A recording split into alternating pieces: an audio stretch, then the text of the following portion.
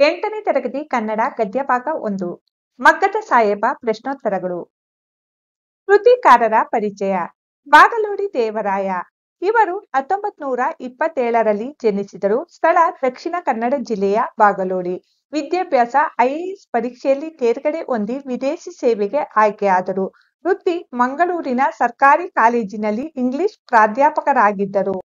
ಕಥಾ ಸಂಗ್ರಹ, ಹುಚ್ಚು ಮುನಸೀಬ ಮತ್ತು ಇತರ ಕಥೆಗಳು, ಆರಾಧನಾ, ರುದ್ರಪ್ಪನ ರೌದ್ರ ಮತ್ತು ಇತರ ಕಥೆಗಳು ಮುಂತಾದವು. ಇವರು ರಾಯಭಾರಿಯಾಗಿ Italy, Nepal, Nigeria, Philippines, New Zealand, Bulgaria ಮೊದಲಾದ ದೇಶಗಳಲ್ಲಿ ಕಾರ್ಯನಿರ್ವಹಿಸಿದರು. ಇವರು 1985ರಲ್ಲಿ ನಿಧನರಾದರು. ಪ್ರಕೃತ ಮಗ್ಗದ ಸಾಹೇಬ ಕಥೆಯನ್ನು ಬಾಗಲೋಡಿ ದೇವರಾಯ ಅವರ ಸಮಗ್ರ ಕಥೆಗಳು ಎಂಬ ಕಥಾ ಸಂಕಲನದಿಂದ ಆಯ್ದ ಕಥೆಯನ್ನು ಸಂಪಾದಿಸಿ ನಿಗದಿಪಡಿಸಿದೆ. ಅಭ್ಯಾಸ. ಕೊಟ್ಟಿರುವ ಪ್ರಶ್ನೆಗಳಿಗೆ ಒಂದು ವಾಕ್ಯದಲ್ಲಿ ಉತ್ತರಿಸಿ. ಪ್ರಶ್ನೆ 1. ರಹೀಮ ಮಗ್ಗವನ್ನು ಮುಟ್ಟದೆ ಎಷ್ಟು ವರ್ಷಗಳಾಗಿತ್ತು? ಉತ್ತರ: ರಹೀಮ ಮಗ್ಗವನ್ನು ಮುಟ್ಟದೆ 20 ವರ್ಷಗಳಾಗಿತ್ತು.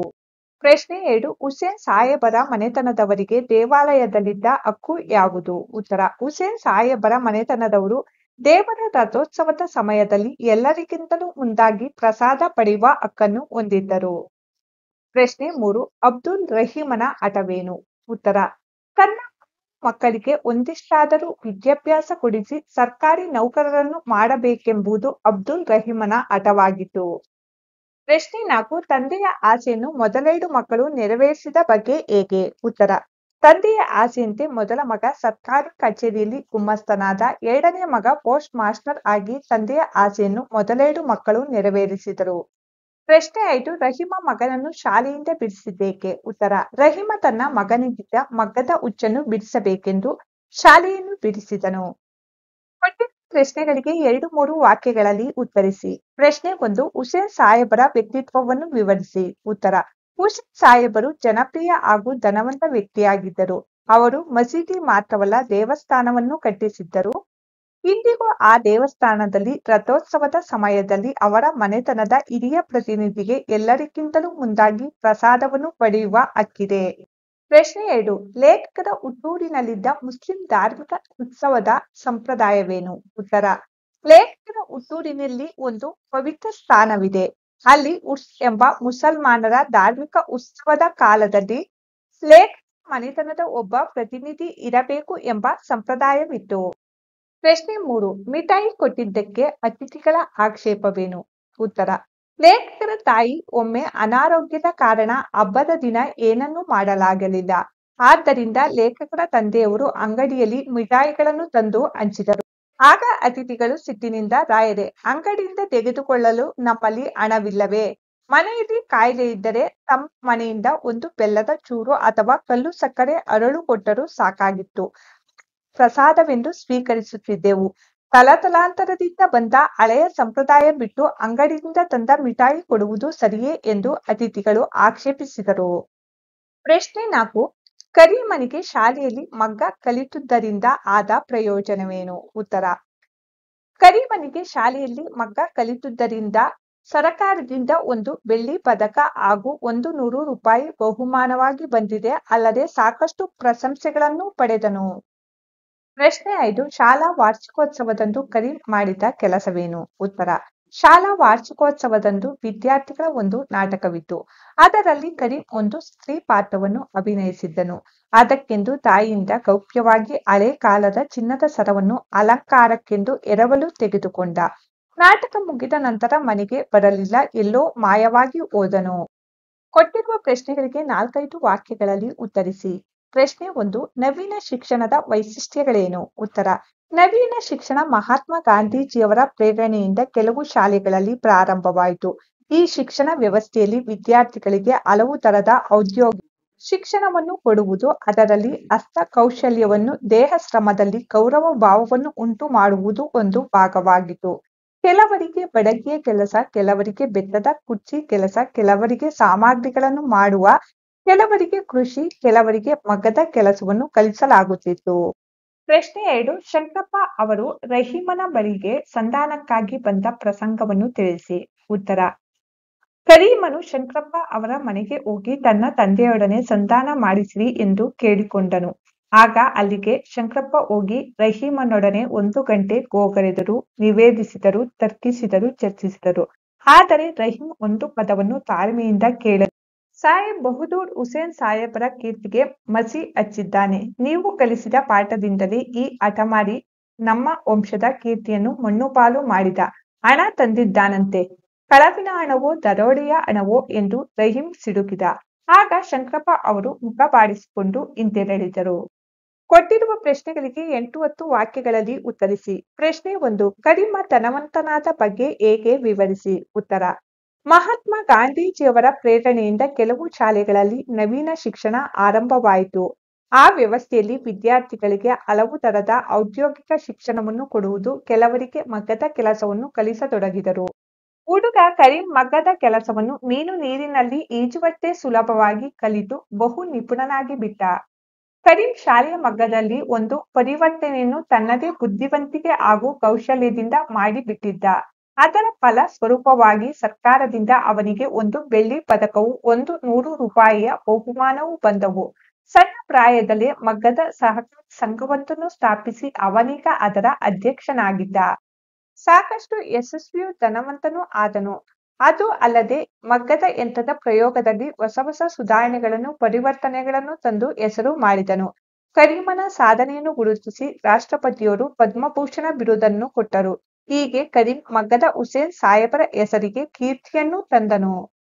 ಪ್ರಶ್ನೆ 2. ರಹೀಮನಿಗೆ ಮಗ್ಗದ ಬಗ್ಗೆ ದ್ವೇಷ ಉಂಟಾಗಲು ಕಾರಣವೇನು. ಉತ್ತರ. ಅಬ್ದುಲ್ ರಹೀಮನಿಗೆ ಮಗ್ಗದ ಸಾಹೇಬ ಎಂದು ಹೇಳಿದರೆ ಬಹು ಸಿಟ್ಟು ಬರುತ್ತಿತ್ತು.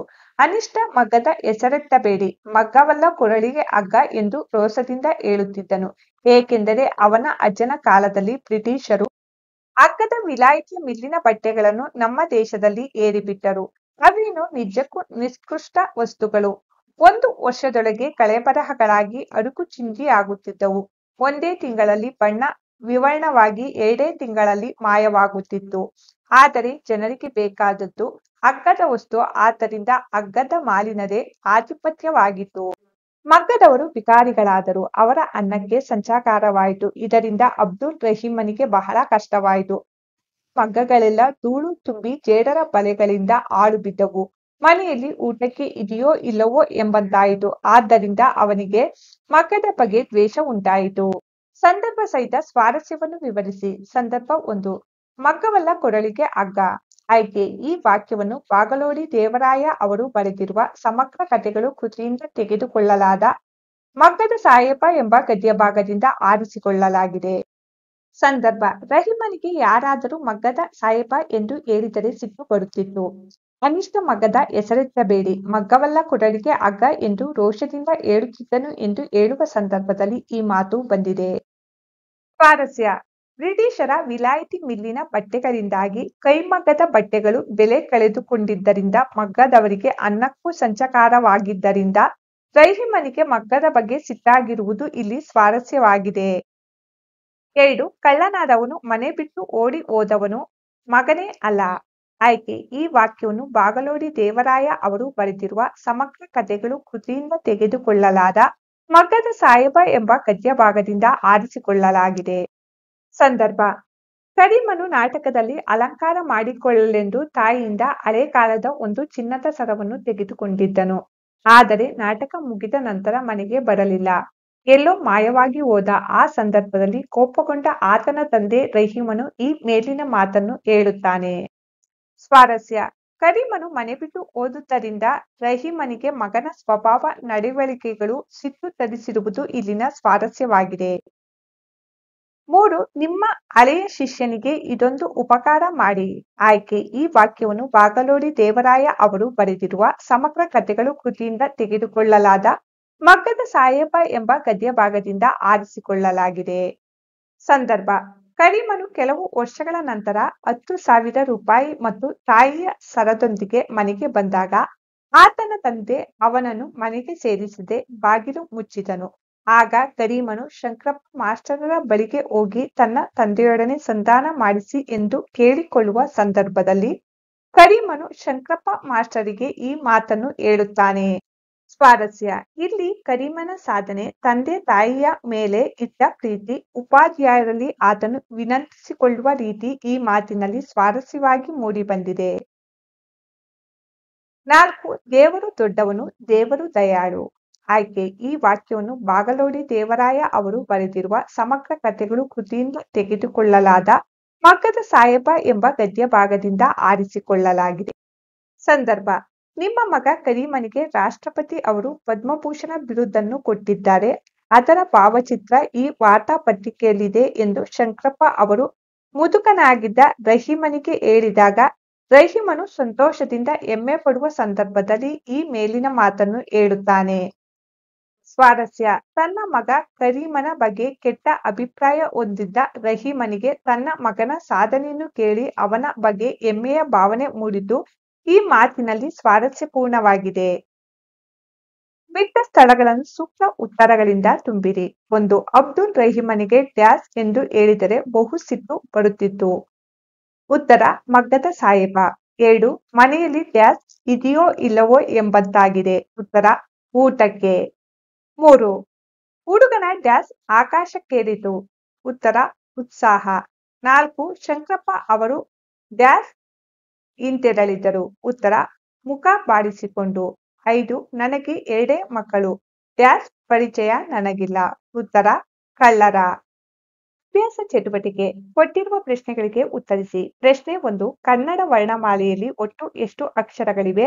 ಅವುಗಳನ್ನು ಹೇಗೆ ವರ್ಗೀಕರಿಸುವಿರಿ? ವಿವರಿಸಿ. ಉತ್ತರ: ಕನ್ನಡ ವರ್ಣಮಾಲೆಯಲ್ಲಿ ಒಟ್ಟು 49 ಅಕ್ಷರಗಳಿವೆ. ಅವುಗಳನ್ನು ಸ್ವರಗಳು, ವ್ಯಂಜನಗಳು ಹಾಗೂ ಯೋಗವಾಹಕಗಳೆಂದು ವರ್ಗೀಕರಿಸಲಾಗಿದೆ.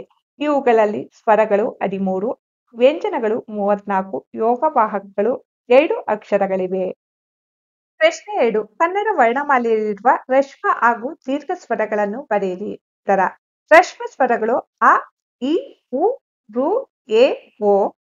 ದೀರ್ಘ ಸ್ವರಗಳು ಆ, ಈ, ಉ, ಎ, ಐ, ಓ, ಔ. ಪ್ರಶ್ನೆ 3. ಕನ್ನಡ ವರ್ಣಮಾಲೆಯಲ್ಲಿರುವ ಮಹಾಪ್ರಾಣ ಅಕ್ಷರಗಳನ್ನು ಬರೆಯಿರಿ. ಉತ್ತರ: ಕ, ಗ, ಚ, ಜ, ಟ, ದ, ಥ, ದ, ಪ, ಬ. ಇವು ಮಹಾಪ್ರಾಣಾಕ್ಷರಗಳು. ಪ್ರಶ್ನೆ 4. ಕನ್ನಡ ವರ್ಣಮಾಲೆಯಲ್ಲಿರುವ ವರ್ಗೀಯ ಅಕ್ಷರಗಳನ್ನು ತಿಳಿಸಿ. ಕ, ಖ, ಗ, ಘ, ಞ, ಚ, ಛ, ಜ, ಝ, ಞ, ಟ, ಠ, ಡ, ಢ, ಣ, ತ, ಥ, ದ, ಧ, ನ, ಪ, ಫ, ಬ, ಭ, ಮ. ಇವು ಕನ್ನಡ ವರ್ಣಮಾಲೆಯಲ್ಲಿರುವ ವರ್ಗೀಯ ಅಕ್ಷರಗಳು.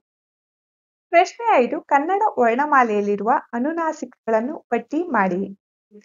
ಜ್ಞ, ಞ, ಣ, ನ, ಮ. ಇವು ಅನುನಾಸಿಕಗಳು. ಕೊಟ್ಟಿರುವ ಪದಗಳಲ್ಲಿರುವ ಸ್ವರಾಕ್ಷರಗಳನ್ನು ಪ್ರತ್ಯೇಕಿಸಿ ಬರೆಯಿರಿ. ಪ್ರತ್ಯೇಕಿಸಿ ಬರೆಯಲಾಗಿದೆ. ಅಬ್ದುಲ್ಲಾ ಆ, ಅವನು ಆ, 20 ಹಿ, ಆದರೂ ಆ, ಅವನನ್ನು ಆ, ಏನು ಎ, ಇತ್ಯಾದಿ ಹಿ, ಇರಲಿ ಹಿ, ಹೇಗೆಂದರೆ ಎ, ಓಡಿ ಹೋದ ಓ, ಈಗ ಈ. ಕೊಟ್ಟಿರುವ ಪದಗಳಲ್ಲಿರುವ ಮಹಾಪ್ರಾಣಾಕ್ಷರಗಳನ್ನು ಬರೆಯಿರಿ. ಧನವಂತ ಧ, ಧರ್ಮ ಧ, ಭಕ್ಷ ಬ, ರಥ ಥ, ಮುಖ್ಯ ಖ, ಹಠ ಠ. ಇವು ಮಹಾಪ್ರಾಣಾಕ್ಷರಗಳು. ಕೊಟ್ಟಿರುವ ಪದಗಳಲ್ಲಿರುವ ಅವರ್ಗೀಯ ವ್ಯಂಜನಗಳನ್ನು ಬರೆಯಿರಿ. ಅವರ್ಗೀಯ ವ್ಯಂಜನಗಳು: ಅವನ ವ, ಅದರ ರ, ಒಳಗೆ ಲ, ಕುಶಲ ಶ, ಲ, ಹಬ್ಬ ಹ, ಇಂತಹ ಹ, ತಲ ಲ, ಸಮಯ ಸ, ಯ, ಕಾಲ ಲ, ಬಹಳ ಹ, ಲ. 8ನೇ ತರಗತಿ ಕನ್ನಡ ಗದ್ಯಭಾಗ 2. ನೀರು ಕುಡದ ನಾಡಿನಲ್ಲಿ ಪ್ರಶ್ನೋತ್ತರಗಳು. ಕೃತಿಕಾರರ ಪರಿಚಯ. ಶ್ರೀಮತಿ ನೇಮಿಚಂದ್ರ. ಸ್ಥಳ ಚಿತ್ರದುರ್ಗ. ಜನನ 16/7/1959. ಕೃತಿ ಬದುಕು ಕಲಿಸಬಹುದು, ಒಂದು ಕನಸಿನ ಪಯಣ, ಪೆರುವಿನ ಪವಿತ್ರ ಕಣಿವೆಯಲ್ಲಿ ಮುಂತಾದವು. ಪ್ರಶಸ್ತಿ ಕರ್ನಾಟಕ ಸಾಹಿತ್ಯ ಪ್ರಶಸ್ತಿ, ನೃಪತುಂಗ ಪ್ರಶಸ್ತಿ, ಅತ್ತಿಮಬ್ಬೆ ಪ್ರಶಸ್ತಿ.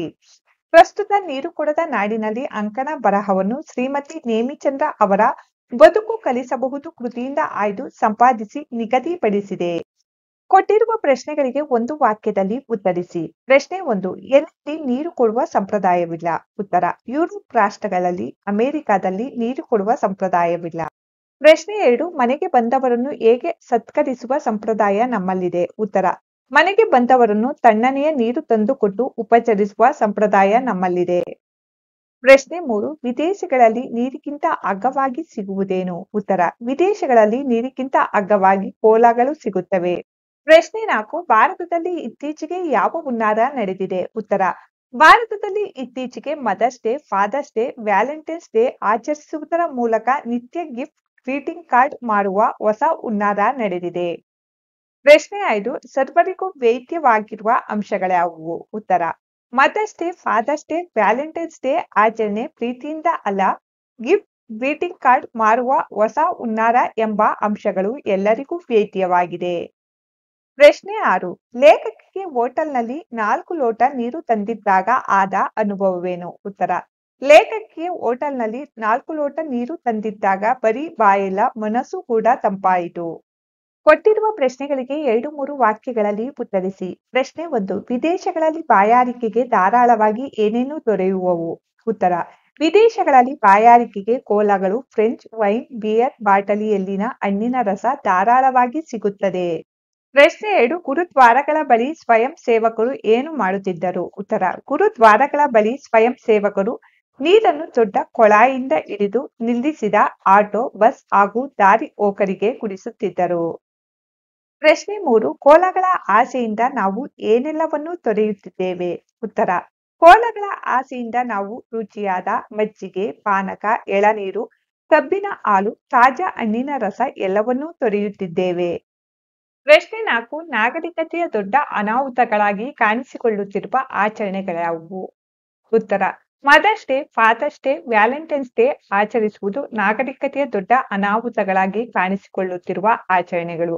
ಅಷ್ಟೇ ಅಲ್ಲದೆ ಮಾರುಕಟ್ಟೆಗೆ ಬಂದ ವಸ್ತುಗಳೆಲ್ಲವೂ ಬೇಕು ಎಂಬ ದುರಾಸೆ ಕೂಡ ಅನಾಹುತಗಳಾಗಿ ಕಾಣಿಸಿಕೊಳ್ಳುತ್ತಿದೆ.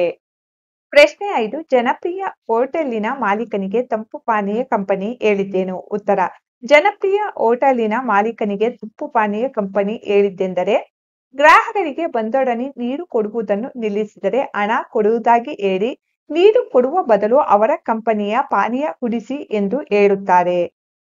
ಕೊಟ್ಟಿರುವ ಪ್ರಶ್ನೆಗಳಿಗೆ 5-6 ವಾಕ್ಯಗಳಲ್ಲಿ ಉತ್ತರಿಸಿ. ಪ್ರಶ್ನೆ 1. ದುಡ್ಡಿಲ್ಲದೆ ಕುಡಿಯಬಲ್ಲ ನೀರು ಸಿಗುತ್ತಿದ್ದ ಕಾಲದ ಬಗ್ಗೆ ಲೇಖಕರ ಅಭಿಪ್ರಾಯವೇನು? ಉತ್ತರ: ಹಿಂದೆ ನಮ್ಮ ದೇಶದಲ್ಲಿ ಎಲ್ಲಾ ಬಸ್ ನಿಲ್ದಾಣ, ರೈಲು ನಿಲ್ದಾಣಗಳಲ್ಲಿ, ವಿಮಾನ ನಿಲ್ದಾಣಗಳಲ್ಲಿ ದುಡ್ಡಿಲ್ಲದೆ ಕುಡಿಯಬಲ್ಲ ನೀರು ಇರಿಸುತ್ತಿದ್ದರು. ಬಾಯಾರಿದಾಗ ಈಗಲೂ ಹೋಟೆಲ್ ಒಂದಕ್ಕೆ ಹೋಗಿ ನೀರು ಕುಡಿದು ಬರಬಹುದು. ಮನೆಯ ಹೊರಗೆ ಕಾಂಪೌಂಡ್ ಗೋಡೆಗೆ ಸಣ್ಣ ತೊಟ್ಟಿ ಕಟ್ಟಿ ದನ ಕರುಗಳು ನೀರು ಕುಡಿದು ಹೋಗಲಿ ಎಂದು ನೀರು ತುಂಬಿಡುತ್ತಿದ್ದರು. ಅಲ್ಲದೆ ಅಂಗಡಿಗಳಲ್ಲಿ ಸಣ್ಣ ಮಣ್ಣಿನ ಮಡಕೆಯಲ್ಲಿ ನೀರು ತುಂಬಿಡುತ್ತಿದ್ದರು. ಅನೇಕ ಗುರುದ್ವಾರದ ಬಳಿ ಸ್ವಯಂ ಸೇವಕರು ನೀರನ್ನು ದೊಡ್ಡ ಕೊಳಾಯಿಯಿಂದ ಹಿಡಿದು ನಿಲ್ಲಿಸಿದ ಆಟೋ, ಬಸ್ ಹಾಗೂ ದಾರಿ ಹೋಕರಿಗೆಲ್ಲ ನೀರು ತುಂಬಿಸಿ ಕುಡಿಸುತ್ತಿದ್ದರು. ನಾವು ಇದನ್ನು ಕೇವಲ ಭಾರತದಲ್ಲಿ ಕಾಣುತ್ತೇವೆ ಎಂದು ಲೇಖಕಿ ಅಭಿಪ್ರಾಯ ಪಡುತ್ತಾರೆ. ಪ್ರಶ್ನೆ 2. ಕಂಪನಿಗಳು ಅಪ್ಪಟ ಅಗತ್ಯದ ವಸ್ತುಗಳನ್ನು ಇವಿಲ್ಲದೆ ಬದುಕಿಲ್ಲ ಎಂಬಂತೆ ಹೇಗೆ ಬಿಂಬಿಸುತ್ತಿವೆ? ಉತ್ತರ: ಭಾರತೀಯ ಸಂಸ್ಕೃತಿಯ ಬುನಾದಿಯನ್ನು, ಜೀವನ ಶೈಲಿಯನ್ನು, ನಂಬಿಕೆಗಳನ್ನು, ಮೌಲ್ಯಗಳನ್ನು ಅಲುಗಾಡಿಸುವ ಕೊಳ್ಳುಬಾಕತನವು ಅಗತ್ಯ ಅನಗತ್ಯಗಳಲ್ಲಿ ನಡೆದು ಹೋಗುತ್ತಿದ್ದ ಬದುಕನ್ನು ಇಂದು ಬೇಕುಗಳ ಬಲೆಗೆ ಬೀಳಿಸುತ್ತಿದೆ. ಶಾಲೆಗೆ ಹೋಗಲಿ ಬೈಕ್ ಬೇಕು, ಇಂತಹ ಶಾಲೆಯೇ ಬೇಕು ಎನ್ನುವ ಮಕ್ಕಳು, ಮಾರುತಿ ಕಾರಿದ್ದರೆ ಸ್ಯಾಂಟ್ರೋ ಬೇಕು ಹಾಗೂ ಮಾರುಕಟ್ಟೆಗೆ ಬಂದುದೆಲ್ಲವೂ ಬೇಕು, ಬೇಕುಗಳನ್ನು ಅಗತ್ಯಗಳಾಗಿ ಬಲು ಜಾಣತನದಿಂದ ಬದಲಿಸುವ ಜಾಹೀರಾತುಗಳು ಮತ್ತೆ ಮತ್ತೆ ಬಿತ್ತರಿಸುತ್ತವೆ. ಆರಾಮ ಐಷಾರಾಮದ ಅಪ್ಪಟ ಅನಗತ್ಯದ ವಸ್ತುಗಳನ್ನು ಇವಿಲ್ಲದೆ ಬದುಕಿಲ್ಲ ಎಂಬಂತೆ ಬಿಂಬಿಸುತ್ತವೆ. ಉದಾಹರಣೆಗೆ, ಡಿಯೋಡರೆಂಟ್ ಹಾಕಿಕೊಳ್ಳದಿದ್ದರೆ ನಾನು ನಾತ ಬಡಿಯುತ್ತೇನೆ ಎಂಬ ಕೀಳಿರಿಮೆಯನ್ನು ಹುಟ್ಟಿಸಿ ಕೊನೆಗೆ ಎಲ್ಲವನ್ನೂ ನಮ್ಮನ್ನು ಕೊಳ್ಳುವಂತೆ ಪ್ರೇರೇಪಿಸುತ್ತವೆ. ಪ್ರಶ್ನೆ 3. ಲೇಖಕಿಗೆ ಬೆಂಗಳೂರಿನಲ್ಲಿ ನೀರು ಕೊಡದ ಸಂಸ್ಕೃತಿಯ ಬಗ್ಗೆ ಆದ ಅನುಭವವನ್ನು ಬರೆಯಿರಿ. ಉತ್ತರ: ಲೇಖಕಿ ಒಮ್ಮೆ ತಮ್ಮ ಮಗಳೊಂದಿಗೆ ಎಂಜಿ ರಸ್ತೆಯಲ್ಲಿನ ಬಾಂಬೆ ಬಜಾರ್ ಎದುರಿನ ಪುಟ್ಟ ಜಾಯಿಂಟ್ನಲ್ಲಿ ಐಸ್ ಕ್ರೀಂ ತಿನ್ನಲು ಹೋದಾಗ ಅವರು ನೀರು ತಂದಿರಲಿಲ್ಲ. ಐಸ್ ಕ್ರೀಂ ತಿಂದ ಮೇಲೆ ನೀರು ಬೇಕು ಎಂದು ಕೇಳಿದರೆ ಮಿನರಲ್ ವಾಟರ್ ವೇಟರ್ ಪ್ರಶ್ನಿಸಿದ. ಇಲ್ಲಪ್ಪ, ಸಾಮಾನ್ಯ ನೀರು ಎಂದು ಕೇಳಿದಾಗ ಆ ವೇಟರ್ 15 ನಿಮಿಷ ಕಳೆದರೂ ಬರಲಿಲ್ಲ. ಕಾದು ಕಾದು ಸುಸ್ತಾಗಿ ಕೌಂಟರ್ನಲ್ಲಿ ಬಿಲ್ಲು ಕಟ್ಟಿ ಹೊರ ಬಂದಾಗ ಅದೇ ವೇಟರ್ ಪುಟ್ಟ ಪುಟ್ಟ ಬಾಟಲಿನಲ್ಲಿ ಮಿನರಲ್ ವಾಟರ್ ಅನ್ನು ಬೇರೆ ಬೇರೆ ಮೇಜಿಗೆ ಸರಬರಾಜು ಮಾಡುವುದು ಕಂಡಿತು. ಮಿನರಲ್ ವಾಟರ್ ಎಂದು ಅವರು ಕೇಳುವ ಭಂಗಿ ಭಾವ ಹೇಗಿರುತ್ತದೆ ಎಂದರೆ ನಿಮಗೆ ಆರ್ಡಿನರಿ ವಾಟರ್ ಎಂದು ಹೇಳಲು ಹಿಂಜರಿಕೆ ಆಗುವಂತಿತ್ತು. ಇದು ಲೇಖಕಿಗೆ ಬೆಂಗಳೂರಿನಲ್ಲಿ ಆದ ನೀರುಕೊಡದ ಸಂಸ್ಕೃತಿಯ ಅನುಭವ. ಖಾಲಿ ಬಿದ್ದ ಜಾಗಗಳನ್ನು ಸೂಕ್ತ ಉತ್ತರಗಳಿಂದ ಪಟ್ಟಿ ಮಾಡಿರಿ. 1. ಭಾರತದಿಂದ ಹೊರಗೆ ಕಾಲಿಟ್ಟರೆ ಉಳಿದೆಲ್ಲವೂ ಡ್ಯಾಶ್. ಉತ್ತರ: ನೀರುಕೊಡದ ನಾಡುಗಳು. 2. ಈ ದೇಶದಲ್ಲಿ ಮನೆಯಲ್ಲಿ ಡ್ಯಾಶ್ ಯಲ್ಲಿ ಬರುವ ನೀರನ್ನು ಕುಡಿಯುವುದಿಲ್ಲ. ಉತ್ತರ: ನಲ್ಲಿ. 3. ಗ್ರೀಟಿಂಗ್ ಕಾರ್ಡ್ ಮಾರುವ ಹೊಸ ಡ್ಯಾಶ್ ಗಳೆಂದು ಸರ್ವರಿಗೂ ವೇದ್ಯವಾಗಿದೆ. ಉತ್ತರ: ಹುನ್ನಾರ. 4. ಸ್ಯಾಂಡ್ವಿಚ್ ಬರ್ಗರ್ ಜೊತೆಗೆ ದೊಡ್ಡ ಗಾತ್ರದ ಡ್ಯಾಶ್ ನೀಡುತ್ತಾರೆ. ಉತ್ತರ: ಕೋಲಾ. ಅಭ್ಯಾಸ ಚಟುವಟಿಕೆ. ಕೊಟ್ಟಿರುವ ಪ್ರಶ್ನೆಗಳಿಗೆ ಉತ್ತರಿಸಿ. ಪ್ರಶ್ನೆ 1. ಗುಣಿತಾಕ್ಷರ ಎಂದರೇನು? ಉತ್ತರ: ವ್ಯಂಜನಕ್ಕೆ ಸ್ವರ ಸೇರಿದಾಗ ಆಗುವ ಅಕ್ಷರವನ್ನು ಗುಣಿತಾಕ್ಷರ ಎನ್ನುವರು. ಪ್ರಶ್ನೆ 2. ಸಂಯುಕ್ತಾಕ್ಷರ ಎಂದರೇನು? ಉದಾಹರಣೆ ನೀಡಿ. ಉತ್ತರ: 2 ಅಥವಾ 2ಕ್ಕಿಂತ ಹೆಚ್ಚು ವ್ಯಂಜನಗಳಿಗೆ ಒಂದು ಸ್ವರ ಸೇರಿ ಆಗುವ ಅಕ್ಷರವನ್ನು ಸಂಯುಕ್ತಾಕ್ಷರ ಎನ್ನುವರು. ಉದಾಹರಣೆಗೆ ಅಪ್ಪ, ಅಮ್ಮ, ಅಕ್ಷರ, ಅಸ್ತ್ರ. ಪ್ರಶ್ನೆ 3. ದೇಶೀಯ ಮತ್ತು ಅನ್ಯ ದೇಶೀಯ ಪದಗಳನ್ನು ಪಟ್ಟಿ ಮಾಡಿ. ದೇಶೀಯ ಪದಗಳು: ಸಂಖ್ಯಾ ಪದಗಳು 1 ರಿಂದ 999ರವರೆಗೆ. ಅಂಗಗಳ ಹೆಸರು ಕೈ, ಕಾಲು, ಬಾಯಿ ಇತ್ಯಾದಿ.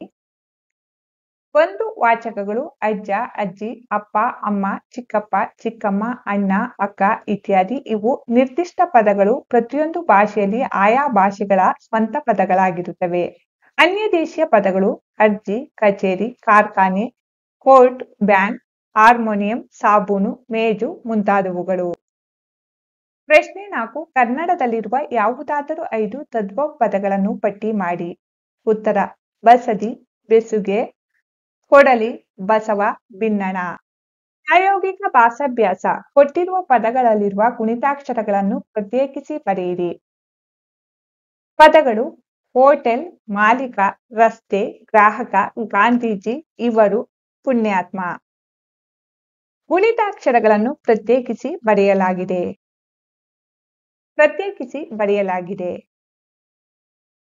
ಪ್ರಶ್ನೆ 2. ಕೊಟ್ಟಿರುವ ಪದಗಳಲ್ಲಿರುವ ಸ್ವಜಾತಿಯ ಮತ್ತು ವಿಜಾತಿಯ ಸಂಯುಕ್ತಾಕ್ಷರಗಳನ್ನು ಆರಿಸಿ ಬರೆಯಿರಿ.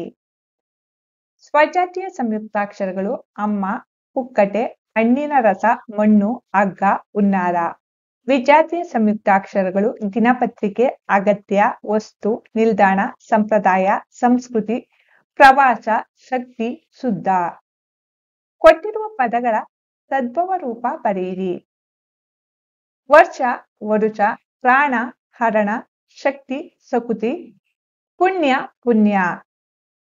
ಕೊಟ್ಟಿರುವ ಪದಗಳಲ್ಲಿರುವ ದೇಶೀಯ ಮತ್ತು ಅನ್ಯ ದೇಶೀಯ ಪದಗಳನ್ನು ಆರಿಸಿ ಬರೆಯಿರಿ. ದೇಶೀಯ ಪದಗಳು ದೊಡ್ಡದು, ಪಾನಕ, ಸಣ್ಣ, ಹುನ್ನಾರ. ಅನ್ಯ ದೇಶೀಯ ಪದಗಳು ಬಸ್ಸು, ಬರ್ಗರ್, ವಾಟರ್. 8ನೇ ತರಗತಿ ಗದ್ಯ ಭಾಗ 3 ತಲಕಾಡಿನ ವೈಭವ ಪ್ರಶ್ನೋತ್ತರಗಳು. ಕೃತಿಕಾರರ ಪರಿಚಯ. ಹಿರೇಮಲ್ಲೂರು ಈಶ್ವರನ್. ಕಾಲ 11/1/1922 ರಿಂದ 22/6/1998. ಸ್ಥಳ ಹಾವೇರಿ ಜಿಲ್ಲೆಯ ಸಿಂಗಾವಿ ತಾಲೂಕಿನ ಹಿರೇಮಲ್ಲೂರು. ಕೃತಿಗಳು: ವಿಷ ನಿಮಿಷಗಳು, ಭಾರತದ ಹಳ್ಳಿಗಳು, ವಲಸೆ ಹೋದ ಕನ್ನಡಿಗನ ಕತೆ, ಆಲ ಅಲ, ರಾಜ ರಾಣಿ ಟೇಕೋ, ಶಿವನ ಬುಟ್ಟಿ, ತಾಯಿ ನೋಟ ಮುಂತಾದವು. ವೃತ್ತಿ: ಕೊಲ್ಲಾಪುರದಲ್ಲಿ ಕನ್ನಡ ಅಧ್ಯಾಪಕರು. ಕೆನಡಾದ ಯಾರ್ಕ್ ವಿಶ್ವವಿದ್ಯಾನಿಲಯದಲ್ಲಿ ಸಮಾಜಶಾಸ್ತ್ರದ ಪ್ರಾಧ್ಯಾಪಕರಾಗಿದ್ದರು. ಪ್ರಶಸ್ತಿ: ಶ್ರೀಯುತರ ಹರಿಹರನ ಕೃತಿಗಳು ಒಂದು ಸಂಖ್ಯಾ ನಿರ್ಣಯ ಮಹಾಪ್ರಬಂಧಕ್ಕೆ ಡಾಕ್ಟರೇಟ್ ದೊರಕಿದೆ. ಹಿರೇಮಲ್ಲೂರು ಈಶ್ವರನ್ ಅವರ ಕವಿಕಂಡ ನಾಡು ಪ್ರವಾಸ ಕಥನದಿಂದ ಪ್ರಕೃತ ಭಾಗವನ್ನು ಆರಿಸಿ ಸಂಪಾದಿಸಿ ನಿಗದಿಪಡಿಸಿದೆ. ಮುಖ್ಯ ಪ್ರಶ್ನೆ. ಕೊಟ್ಟಿರುವ ಪ್ರಶ್ನೆಗಳಿಗೆ ಒಂದು ವಾಕ್ಯದಲ್ಲಿ ಉತ್ತರಿಸಿ. ಪ್ರಶ್ನೆ 1. ಲೇಖಕರು ಪ್ರವಾಸದ ವಿವರವನ್ನು ಬರೆಯಲು ಆರಂಭಿಸಿದ್ದು ಎಲ್ಲಿ? ಉತ್ತರ: ಲೇಖಕರು ಶಿವನ ಸಮುದ್ರದ ಪ್ರವಾಸಿಗರ ನೀಲ್ಮನೆಯಲ್ಲಿ ಪ್ರವಾಸದ ವಿವರವನ್ನು ಬರೆಯಲು ಆರಂಭಿಸಿದರು. ಪ್ರಶ್ನೆ 2. ಗಂಗರ ಮೊದಲ ರಾಜಧಾನಿ ಯಾವುದು? ಉತ್ತರ. ಗಂಗರ ಮೊದಲ ರಾಜಧಾನಿ ಕೋಲಾರ. ಪ್ರಶ್ನೆ 3. ರಾಯ ಅಣ್ಣ ಎಂದು ಯಾರನ್ನು ಕರೆಯುತ್ತಿದ್ದರು? ಉತ್ತರ. ಗಂಗರ ಮಂತ್ರಿಯಾಗಿದ್ದ ಚಾವುಂಡರಾಯನನ್ನು ರಾಯ ಅಣ್ಣ ಎಂದು ಕರೆಯುತ್ತಿದ್ದರು. ಪ್ರಶ್ನೆ 4. ಚಾವುಂಡರಾಯ ಕನ್ನಡಕ್ಕೆ ಕೊಟ್ಟ ಕಾಣಿಕೆ ಏನು? ಉತ್ತರ. ಚಾವುಂಡರಾಯ ಪುರಾಣ ಎಂಬ ಹೆಸರಿನ 63 ಪುಣ್ಯ ಪುರುಷರ ಚರಿತ್ರೆ ಚಾವುಂಡರಾಯ ಕನ್ನಡಕ್ಕೆ ಕೊಟ್ಟ ಕಾಣಿಕೆ. ಪ್ರಶ್ನೆ 5. ವಿಷ್ಣುವರ್ಧನ ವೀರನಾರಾಯಣ ದೇಗುಲವನ್ನು ಕಟ್ಟಿಸಲು ಕಾರಣವೇನು? ಉತ್ತರ. ಕ್ರಿಸ್ತ ಶಕಾಬ್ದ 1117ನೆಯ ವರ್ಷದಲ್ಲಿ ವಿಷ್ಣುವರ್ಧನ ದೇವ ತಲಕಾಡಿನ ವಿಜಯದ ಕಾರಣ ವಿಷ್ಣುನಾರಾಯಣನ ಹೆಸರಿನಲ್ಲಿ ದೇಗುಲ ಕಟ್ಟಿಸಿದನು. ಪ್ರಶ್ನೆ 6. ರಾಷ್ಟ್ರದ ಚಾರಿತ್ರ್ಯದ ಹೆಗ್ಗುರುತು ಯಾವುದು? ಉತ್ತರ. ನಮ್ಮ ದೇಗುಲಗಳು ನಮ್ಮ ರಾಷ್ಟ್ರದ ಚಾರಿತ್ರ್ಯದ ಹೆಗ್ಗುರುತಾಗಿದೆ. ಕೊಟ್ಟಿರುವ ಪ್ರಶ್ನೆಗಳಿಗೆ 2-3 ವಾಕ್ಯಗಳಲ್ಲಿ ಉತ್ತರಿಸಿ. ಪ್ರಶ್ನೆ 1. ಶಿವನ ಸಮುದ್ರದಲ್ಲಿ ಸುಬ್ರಹ್ಮಣ್ಯ ಮಾಡಿದ ವ್ಯವಸ್ಥೆಗಳ್ಯಾವುವು? ಉತ್ತರ. ಶಿವನ ಸಮುದ್ರದಲ್ಲಿ ಸುಬ್ರಹ್ಮಣ್ಯರವರು ಲೇಖಕರು ಮತ್ತು ಅವರ ಸ್ನೇಹಿತರನ್ನು ವಿಶ್ವಾಸದಿಂದ ಸ್ವಾಗತಿಸಿದರು. ನೀಲ್ಮನೆಯನ್ನು ಕೂಡಲೇ ಖಾಲಿ ಮಾಡಿಸಿದರು. ಹಾಸಿಗೆ ಹಾಸಿಕೊಟ್ಟರು. ಉಪಚಾರದ ಬಗ್ಗೆ ಕೇಳಿದರು. ಈ ರೀತಿಯ ವ್ಯವಸ್ಥೆಗಳನ್ನು ಮಾಡಿಕೊಟ್ಟು ಕೊನೆಗೆ ಹೋಗುವಾಗ ಗುಡ್ ನೈಟ್ ಹೇಳಿದರು. ಪ್ರಶ್ನೆ 2. ಚಾವುಂಡರಾಯ ಯಾರು?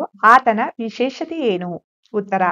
ಚಾವುಂಡರಾಯನು ತಲಕಾಡಿನ ಗಂಗರ ದೊರೆಗಳಾದ ಮಾರಸಿಂಹ, ರಾಚಮಲ್ಲ, ರಕ್ಕಸಗಂಗರ ಮಂತ್ರಿ. ಅವನನ್ನು ಜನ ಹೆಸರು ಹಿಡಿದು ಕರೆಯುತ್ತಿರಲಿಲ್ಲ. ರಾಯ ಅಣ್ಣ ಎಂದು ಸಂಬೋಧಿಸುತ್ತಿದ್ದರು. ಅವನಿಗೆ ಕನ್ನಡದ ಏಳ್ಗೆಯ ಹಂಬಲವೇ ಹಂಬಲ. ಸ್ವತಃ ಕವಿಯಾಗಿದ್ದ ಅವನು ರಚಿಸಿದ ಚಾವುಂಡರಾಯ ಪುರಾಣ ಎಂಬ ಹೆಸರಿನ 63 ಪುಣ್ಯ ಪುರುಷರ ಚರಿತ್ರೆಯು ಕನ್ನಡಕ್ಕೆ ಕೊಟ್ಟ ಕಾಣಿಕೆಯಾಗಿದೆ. ಪ್ರಶ್ನೆ 3. ಚೋಳರ ಸಾಧನೆ ಏನು? ಉತ್ತರ. ರಾಜೇಶ್ವರ, ವೈಕುಂಠನಾರಾಯಣ, ಮರಳೇಶ್ವರ, ಪಾತಾಳೇಶ್ವರ, ವೈದೇಶ್ವರ ಗುಡಿ ಗೋಪುರಗಳನ್ನು ಕಟ್ಟಿಸಿದ್ದು ಚೋಳರ ಸಾಧನೆಗಳಾಗಿವೆ. ಕೊಟ್ಟಿರುವ ಪ್ರಶ್ನೆಗಳಿಗೆ 4-5 ವಾಕ್ಯಗಳಲ್ಲಿ ಉತ್ತರಿಸಿ. ಪ್ರಶ್ನೆ 1. ಗಂಗರ ಇತಿಹಾಸದ ವಿಶೇಷತೆ ಏನು? ಉತ್ತರ. ಗಂಗರ ರಾಜ್ಯ ಗಂಗವಾಡಿ ಎಂದು ಹೆಸರಾಗಿದೆ. ಅವರ ಮೊದಲ ರಾಜಧಾನಿ ಕೋಲಾರ. ಸುಮಾರು ಕ್ರಿಸ್ತಶಕ 500ರ ಹೊತ್ತಿಗೆ ಕೋಲಾರದಿಂದ ಹರಿವರ್ಮನು ರಾಜಧಾನಿಯನ್ನು ತಲಕಾಡಿಗೆ ತಂದನು. ಅಲ್ಲಿಂದ ಮುಂದಕ್ಕೆ 5 ಶತಮಾನಗಳವರೆಗೆ ಅಂದರೆ 10ನೇ ಶತಮಾನದವರೆಗೂ ಗಂಗರು ಆಳ್ವಿಕೆ ನಡೆಸಿದರು. ನಂತರದ ದಿನಗಳಲ್ಲಿ ತಲಕಾಡಿಗೆ ತಮ್ಮ ರಾಜಧಾನಿಯನ್ನು ಬದಲಾಯಿಸಿದರು. ಮಾರಸಿಂಹ, ರಾಚಮಲ್ಲ, ರಕ್ಕಸಗಂಗರ ದೊರೆಗಳಿಗೆ ತಲಕಾಡು ಪುಣ್ಯಭೂಮಿಯಾಗಿತ್ತು. ತಲಕಾಡಿನ ಇತಿಹಾಸದಲ್ಲಿ ಗಂಗರ ಇತಿಹಾಸ, ಜೈನ ಧರ್ಮದ ವಿವರಣೆ, ಕನ್ನಡ ಸಾಹಿತ್ಯ, ವಾಸ್ತುಶಿಲ್ಪದ ವಿವರಣೆ ಇದೆ. ಪ್ರಶ್ನೆ 2. ವೈದೇಶ್ವರ ದೇವಾಲಯದ ನಿರ್ಮಾಣದ ಕಾಲ ನಿರ್ಣಯಕ್ಕೆ ಸರಿಯಾಗುವ ಅಂಶಗಳ್ಯಾವುವು? ವಿವರಿಸಿ. ಉತ್ತರ. ವೈದೇಶ್ವರ ದೇವಾಲಯದ ರಚನೆಯ ಕಾಲ ನಿಶ್ಚಿತವಾಗಿ ತಿಳಿದು ಬಾರದಿದ್ದರೂ ಈಗ ಸಿಕ್ಕಿರುವ ಆಧಾರಗಳ ಅನ್ವಯ ಇದರ ಕಾಲವನ್ನು 13ನೇ ಶತಮಾನದ ಪೂರ್ವಕ್ಕೆ ನಿರ್ಧರಿಸಲಾಗಿದೆ. ದೇವಾಲಯದ ಹೊರವಲಯದಲ್ಲಿ ಇರುವ ಕಳಶಗಳು, ಗರ್ಭಗುಡಿಯ ಗೋಪುರವು, ಶಿಲ್ಪದ ನಿರ್ಮಾಣದಲ್ಲಿ ತೋರಿರುವ ಕೆಲವು ವಿಶಿಷ್ಟ ರೂಪಗಳು, ಕಟ್ಟಡಕ್ಕೆ ಉಪಯೋಗಿಸಿರುವ ಸಾಮಗ್ರಿಯು ಈ ಕಾಲವನ್ನು ನಿರ್ದೇಶಿಸುವುವು. ಇವು ಶೃಂಗೇರಿಯ ವಿದ್ಯಾಶಂಕರ ದೇಗುಲ, ಹಂಪೆಯ ಅಜಾರ ರಾಮರ ಗುಡಿ, ತಾಡಪತ್ರೆಯ ಲೇಪಾಕ್ಷಿ ಮಂದಿರ, ತಲಕಾಡಿನ ವೈದೇಶ್ವರ ದೇವಾಲಯಕ್ಕೆ ಸರಿ ಹೊಂದುವ ಕಟ್ಟಡಗಳಾಗಿವೆ. ಪ್ರಶ್ನೆ 3. ಲೇಖಕರು ಯುರೇಕಾ ಎಂದು ಕೂಗಿದ ಸಂದರ್ಭವನ್ನು ನಿಮ್ಮ ಮಾತುಗಳಲ್ಲಿ ಬರೆಯಿರಿ. ಉತ್ತರ. ಲೇಖಕರು ವಾಹನ ಚಾಲಕನೊಡನೆ ಅರ್ಕೇಶ್ವರ ದೇವಾಲಯವನ್ನು ಹುಡುಕುತ್ತಾ ಹೊರಟರು. ಆಗ ರಾತ್ರಿ 1 ಗಂಟೆ. ಎಡಭಾಗಕ್ಕೆ ಸಾಲಿವನ ನರಿಗಳು ಕೂಗುತ್ತಲಿದ್ದು ಸ್ವಲ್ಪ ದೂರ ಹೋಗುವಷ್ಟರಲ್ಲಿ ಗಿಡ ಮರಗಳ ಪೊದೆಯಲ್ಲಿ ಏನೋ ಬೆಳ್ಳಗೆ ಮುಸುಕು ಮುಸುಕಾಗಿ ಕಂಡಿತು. ಅವರ ಎದೆ ಜೋರಿನಿಂದ ಆರತೊಡಗಿತು. ಹತ್ತಿರ ಸಮೀಪಿಸಿದರು. ದೇವಾಲಯವನ್ನು ಕಂಡು ಹಿಡಿದ ಸಂತೋಷದಲ್ಲಿ, ಆವೇಶದಿಂದ ಯುರೇಕಾ ಯುರೇಕಾ ಎಂದು ಅವರ ಸ್ನೇಹಿತರಿಗೆ ಕೇಳುವಂತೆ ಕಿರುಚುತ್ತಾ, ಬರ್ರೋ ಗುಡಿ ಸಿಕ್ಕಿತು, ಬರ್ರೋ ದೇವಾಲಯ ದೊರಕಿತು ಎಂದು ಕೂಗಿದರು. ಅವರೆಲ್ಲ ಬಂದು ಇವರೊಡನೆ ಅರ್ಕೇಶ್ವರ ದೇವರ ಗುಡಿಯನ್ನು ನೋಡಿದರು. ಪ್ರಶ್ನೆ 4. ಸಳನ ವಂಶಕ್ಕೆ ಹೊಯ್ಸಳ ಹೆಸರು ಬರಲು ಕಾರಣವೇನು? ಉತ್ತರ. ಹೊಯ್ಸಳ ವಂಶದ ಮೂಲ ಪುರುಷರ ಹೆಸರು ಸಳ. ಒಂದು ದಿನ ವಾಸಂತಿಕ ದೇವಾಲಯದ ಪೂಜೆಗೆಂದು ಹೋದ ಸಳ ಸುದತ್ತ ಗುರುವಿನ ಬಳಿ ಉಪದೇಶ ಕೇಳುತ್ತಾ ಕುಳಿತಿದ್ದಾಗ ಹುಲಿಯೊಂದು ಅವನೆಡೆಗೆ ಜಿಗಿದು ಬಂದಿತು. ಸುದತ್ತ ಮುನಿ ತನ್ನ ಕೈಯೊಳಗಿನ ಬೆತ್ತವನ್ನು ಸಳನೆಡೆಗೆ ಚಾಚಿ ಒಯ್ ಸಳ ಎಂದು ಆದೇಶವಿತ್ತರೆಂದು ಸಳ ಕೂಡಲೇ ಹುಲಿಯನ್ನು ಎದುರಿಸಿ ಅದರ ಗಂಟಲಲ್ಲಿ ಖಡ್ಗವನ್ನು ತುರುಕಿ ಹುಲಿಯನ್ನು ಕೊಂದನೆಂದು ದಂತಕಥೆ ಇದೆ. ಅದರಂತೆ ಅಂದಿನಿಂದ ಸಳನ ಮನೆತನಕ್ಕೆ ಹೊಯ್ಸಳ ಎಂಬ ಹೆಸರು ಬಂದಿತು. ಸಂದರ್ಭ ಸಹಿತ ಸ್ವಾರಸ್ಯವನ್ನು ವಿವರಿಸಿ. 1. ಸುತ್ತ ಲೋಕವೆಲ್ಲ ಮಲಗಿಕೊಂಡಿದೆ. ಆಯ್ಕೆ: ಈ ವಾಕ್ಯವನ್ನು ಹಿರೇಮಲ್ಲೂರು ಈಶ್ವರನ್ ಅವರ ಕವಿಕಂಡ ನಾಡು ಕೃತಿಯಿಂದ ತೆಗೆದುಕೊಳ್ಳಲಾದ ತಲಕಾಡಿನ ವೈಭವ ಎಂಬ ಗದ್ಯ ಭಾಗದಿಂದ ಆರಿಸಿಕೊಳ್ಳಲಾಗಿದೆ. ಸಂದರ್ಭ: ಲೇಖಕರು ಶಿವನ ಸಮುದ್ರದ ನೀರ್ಮನೆಯಲ್ಲಿ ತಂಗಿದ್ದಾಗ ಅಂದಿನ ಪ್ರವಾಸದ ವಿವರವನ್ನು ಬರೆಯಲು ಪ್ರಾರಂಭಿಸುವ ಸಂದರ್ಭದಲ್ಲಿ ಈ ಮಾತನ್ನು ಹೇಳಿದ್ದಾರೆ. ಆಗ ಮಧ್ಯರಾತ್ರಿ 12:15 ಎಂದು ಹೇಳುವ ಸಂದರ್ಭದಲ್ಲಿ ಈ ಮೇಲಿನ ಮಾತು ಹೇಳಿದ್ದಾರೆ. ಸ್ವಾರಸ್ಯ: ಇಲ್ಲಿ ಲೇಖಕರು ಮಧ್ಯರಾತ್ರಿಯಾಗಿದ್ದರೂ ಸಾಹಿತ್ಯ ಬರೆಯುವುದರಲ್ಲಿ ಹೊಂದಿದ್ದ ಆಸಕ್ತಿ ಮತ್ತು ಶ್ರಮ ಸ್ವಾರಸ್ಯಪೂರ್ಣವಾಗಿ ಮೂಡಿಬಂದಿದೆ. 2. ಅದು ಕಲಸಿ ವಿಹರಿಸುವ ನಂದನವನ. ಆಯ್ಕೆ: ಈ ವಾಕ್ಯವನ್ನು ಹಿರೇಮಲ್ಲೂರು ಈಶ್ವರನ್ ಅವರ ಕವಿಕಂಡ ನಾಡು ಕೃತಿಯಿಂದ ತೆಗೆದುಕೊಳ್ಳಲಾದ ತಲಕಾಡಿನ ವೈಭವ ಎಂಬ ಗದ್ಯ ಭಾಗದಿಂದ ಆರಿಸಿಕೊಳ್ಳಲಾಗಿದೆ. ಸಂದರ್ಭ: ಲೇಖಕರು ಗಂಗರ ಇತಿಹಾಸದ ಬಗ್ಗೆ ವಿವರಿಸುವ ಸಂದರ್ಭದಲ್ಲಿ ಈ ಮಾತನ್ನು ಹೇಳಿದ್ದಾರೆ. ರನ್ನನು ತಲಕಾಡಿನ ಮಣ್ಣನ್ನು ನಂಬಿ ಮುದುವೊಳಲಿನಿಂದ ಓಡಿ ಬಂದನು. ಆತನಿಗೆ ಇಲ್ಲಿ ರಾಯ ಮತ್ತು ಅತ್ತಿಮಬ್ಬೆಯ ಆಶ್ರಯ, ಅಜಿತಸೇನ ಗುರುಗಳ ಶಿಷ್ಯವೃಂದವಿತ್ತು. ತಲಕಾಡು ಅಂದು ಕಲಸಿ ವಿಹರಿಸುವ ನಂದನವನವಾಗಿತ್ತು ಎಂದು ಅಭಿಪ್ರಾಯಪಟ್ಟಿದ್ದಾರೆ. ಸ್ವಾರಸ್ಯ: ತಲಕಾಡು ಕಲೆ, ಸಾಹಿತ್ಯ, ವಾಸ್ತುಶಿಲ್ಪಕ್ಕೆ ಹೆಸರುವಾಸಿಯಾಗಿದ್ದು ಕಲಾಲಕ್ಷ್ಮಿ ವಿಹಾರ ಮಾಡುತ್ತಾಳೆ ಎಂಬುದು ಸ್ವಾರಸ್ಯವಾಗಿದೆ. 3. ಮೋಟಾರ್ ಓಡಲೊಲ್ಲದು, ಸಾರಥಿ ನಿಲ್ಲಿಸಲಾರನು. ಆಯ್ಕೆ: ಈ ವಾಕ್ಯವನ್ನು ಹಿರೇಮಲ್ಲೂರು ಈಶ್ವರನ್ ಅವರ ಕವಿಕಂಡ ನಾಡು ಕೃತಿಯಿಂದ ತೆಗೆದುಕೊಳ್ಳಲಾದ ತಲಕಾಡಿನ ವೈಭವ ಎಂಬ ಗದ್ಯ ಭಾಗದಿಂದ ಆರಿಸಿಕೊಳ್ಳಲಾಗಿದೆ. ಸಂದರ್ಭ: ಲೇಖಕರು ಅರ್ಕೇಶ್ವರ ದರ್ಶನವೊಂದು ಮುಗಿದರೆ ತಲಕಾಡಿನ ಪಂಚಲಿಂಗಗಳ ದರ್ಶನ ಪೂರ್ತಿಯಾಗುವುದೆಂದು ಕೊರಗಲು ದಾರಿಯಲ್ಲಿ ಹೋಗುತ್ತಿದ್ದಾಗ ಮೋಟಾರ್ ಓಡಲೊಲ್ಲದು, ಸಾರಥಿ ನಿಲ್ಲಿಸಲಾರ ಎಂದು ಈ ಸಂದರ್ಭದಲ್ಲಿ ಹೇಳಿದ್ದಾರೆ. ಅರ್ಕೇಶ್ವರ ದೇವಾಲಯ ಕಾಣದೆ ಹೋದರೆ ಮನಸ್ಸಿನಲ್ಲಿ ಕೊನೆಯವರೆಗೂ ಅತೃಪ್ತಿ ಉಳಿಯುತ್ತದೆ ಎಂದು ಲೇಖಕರ ಅಭಿಪ್ರಾಯವಾಗಿತ್ತು. ಸ್ವಾರಸ್ಯ: ಏನೇ ಆದರೂ ಸಂಕಲ್ಪದಂತೆ ಪ್ರವಾಸ ಪೂರ್ಣಗೊಳಿಸಬೇಕೆಂಬ ಲೇಖಕರ ಹಂಬಲ ಇಲ್ಲಿ ಸ್ವಾರಸ್ಯಪೂರ್ಣವಾಗಿದೆ. 4. ಬರ್ರೋ ಗುಡಿ ಸಿಕ್ಕಿತು, ಬರ್ರೋ ದೇವಾಲಯ ದೊರಕಿತು. ಆಯ್ಕೆ: ಈ ವಾಕ್ಯವನ್ನು ಹಿರೇಮಲ್ಲೂರು ಈಶ್ವರನ್ ಅವರ ಕವಿಕಂಡ ನಾಡು ಕೃತಿಯಿಂದ ತೆಗೆದುಕೊಳ್ಳಲಾದ ತಲಕಾಡಿನ ವೈಭವ ಎಂಬ ಗದ್ಯ ಭಾಗದಿಂದ ಆರಿಸಿಕೊಳ್ಳಲಾಗಿದೆ. ಸಂದರ್ಭ: ಅರ್ಕೇಶ್ವರ ದೇವಾಲಯ ಕಾಣದೆ ಹೋದರೆ ಮನಸ್ಸಿನಲ್ಲಿ ಕೊನೆಯವರೆಗೂ ಅತೃಪ್ತಿ ಉಳಿಯುತ್ತದೆ ಎಂಬ ಕೊರಗಿನಲ್ಲಿ ಲೇಖಕರು ಹುಡುಕುತ್ತಾ ಹೋದಂತೆ ಅವರಿಗೆ ಗುಡಿ ಸಿಕ್ಕಿಬಿಟ್ಟಿತು. ಆಗ ಅವರು ತಮ್ಮ ಸ್ನೇಹಿತರನ್ನು ಕೂಗಿ ಕರೆಯುವ ಸಂದರ್ಭದಲ್ಲಿ ಹೀಗೆ ಹೇಳಿದರು. ಸ್ವಾರಸ್ಯ: ಅರ್ಕೇಶ್ವರ ದೇವಾಲಯ ಸಿಕ್ಕಿದಾಗ ಲೇಖಕರಿಗಾದ ಸಂತೋಷ, ಆವೇಶಗಳು ಇಲ್ಲಿ ಸ್ವಾರಸ್ಯಪೂರ್ಣವಾಗಿ ವ್ಯಕ್ತವಾಗಿದೆ. ಗುಂಪಿಗೆ ಸೇರದ ಪದವನ್ನು ಆರಿಸಿ ಬರೆಯಿರಿ. 1. ಸಾಹಿತ್ಯಾವಲೋಕನ, ಭಕ್ತಿ ಭಂಡಾರಿ ಬಸವಣ್ಣ, ಹಿರೇಮಲ್ಲೂರು, ವಚನ ಧರ್ಮಸಾರ. ಗುಂಪಿಗೆ ಸೇರದ ಪದ ಹಿರೇಮಲ್ಲೂರು. 2. ಮಾರಸಿಂಹ, ಚಾವುಂಡರಾಯ, ರಾಚಮಲ್ಲ, ರಕ್ಕಸಗಂಗಾ. ಗುಂಪಿಗೆ ಸೇರದ ಪದ ಚಾವುಂಡರಾಯ. 3. ರಾಜೇಶ್ವರ, ಮೈಲೇಶ್ವರ, ಮಹಾಲಿಂಗೇಶ್ವರ, ಪಾತಾಳೇಶ್ವರ. ಗುಂಪಿಗೆ ಸೇರದ ಪದ ಮಹಾಲಿಂಗೇಶ್ವರ. 4. ಮುಚ್ಚಿತು, ಆಡುತ್ತಿರುವ, ಉದ್ಯಮವನ್ನು ಬಾನಿನೆಡೆ. ಗುಂಪಿಗೆ ಸೇರದ ಪದ ಉದ್ಯಮವನ್ನು. ಅಭ್ಯಾಸ ಚಟುವಟಿಕೆ: ಕೊಟ್ಟಿರುವ ಪ್ರಶ್ನೆಗಳಿಗೆ ಉತ್ತರಿಸಿ. ಪ್ರಶ್ನೆ 1. ಸಂಧಿ ಎಂದರೇನು? ಅದರ ವಿಧಗಳನ್ನು ಹೇಳಿ. ಉತ್ತರ: ಪದ ರಚನೆ ಆಗುವಾಗ 2 ಅಕ್ಷರಗಳು ಕಾಲ ವಿಳಂಬವಿಲ್ಲದೆ ಒಟ್ಟು ಸೇರುವುದೇ ಸಂಧಿ. ಸಂಧಿಗಳಲ್ಲಿ 2 ವಿಧ: 1. ಸಂಸ್ಕೃತ ಸಂಧಿ, 2. ಕನ್ನಡ ಸಂಧಿ. ಪ್ರಶ್ನೆ 2. ಸಂಧಿ ಕ್ರಿಯೆ ಎಂದರೇನು? ಅದರ ವಿಧಗಳನ್ನು ವಿವರಿಸಿ. ಉತ್ತರ: ಸಂಧಿಯಾಗುವಾಗ ಕೆಲವು ವ್ಯತ್ಯಾಸಗಳಾಗುತ್ತವೆ. ಈ ವ್ಯತ್ಯಾಸವೇ ಸಂಧಿಕ್ರಿಯೆ. ಲೋಪ, ಆಗಮ, ಆದೇಶ ಎಂಬ 3 ವಿಧದ ಕ್ರಿಯೆಗಳು ನಡೆಯುತ್ತವೆ. ಲೋಪಸಂಧಿ: ಸಂಧಿಕ್ರಿಯೆ ಆಗುವಾಗ ಸ್ವರದ ಮುಂದೆ ಸ್ವರ ಬಂದು ಪೂರ್ವಪದದ ಸ್ವರ ಲೋಪವಾದರೆ ಅದು ಲೋಪಸಂಧಿ. ಉದಾಹರಣೆಗೆ ಊರೂರು, ಊರು ಪ್ಲಸ್ ಊರು. ಆಗಮ ಸಂಧಿ: ಸ್ವರದ ಮುಂದೆ ಸ್ವರ ಬಂದು ಸಂಧಿಯಾಗುವಾಗ ಯಾಕಾರ ಅಥವಾ ವಾಕಾರವು ಈ ಸ್ವರಗಳ ಮಧ್ಯೆ ಹೊಸದಾಗಿ ಸೇರಿದರೆ ಅದು ಆಗಮ ಸಂಧಿ. ಉದಾಹರಣೆಗೆ ಗುರುವನ್ನು, ಗುರು ಪ್ಲಸ್ ಅನ್ನು. ಆದೇಶ ಸಂಧಿ: ಸಂಧಿಕ್ರಿಯೆ ಆಗುವಾಗ ಪರಪದದ ಆದಿಯಲ್ಲಿರುವ ವ್ಯಂಜನದ ಬದಲಿಗೆ ಬೇರೊಂದು ವ್ಯಂಜನ ಬಂದು ಸೇರುವುದು ಆದೇಶ ಸಂಧಿ. ಗಾದಾಬಗಳಿಗೆ ಗಾದಾಬಗಳು, ಕೆಲವೊಮ್ಮೆ ಪಬಮಗಳ ಬದಲಿಗೆ ವಾಕಾರವು ಆದೇಶವಾಗಿ ಬರುತ್ತದೆ. ಉದಾಹರಣೆಗೆ ಹುಲ್ಲುಗಾವಲು, ಹುಲ್ಲು ಪ್ಲಸ್ ಕಾವಲು.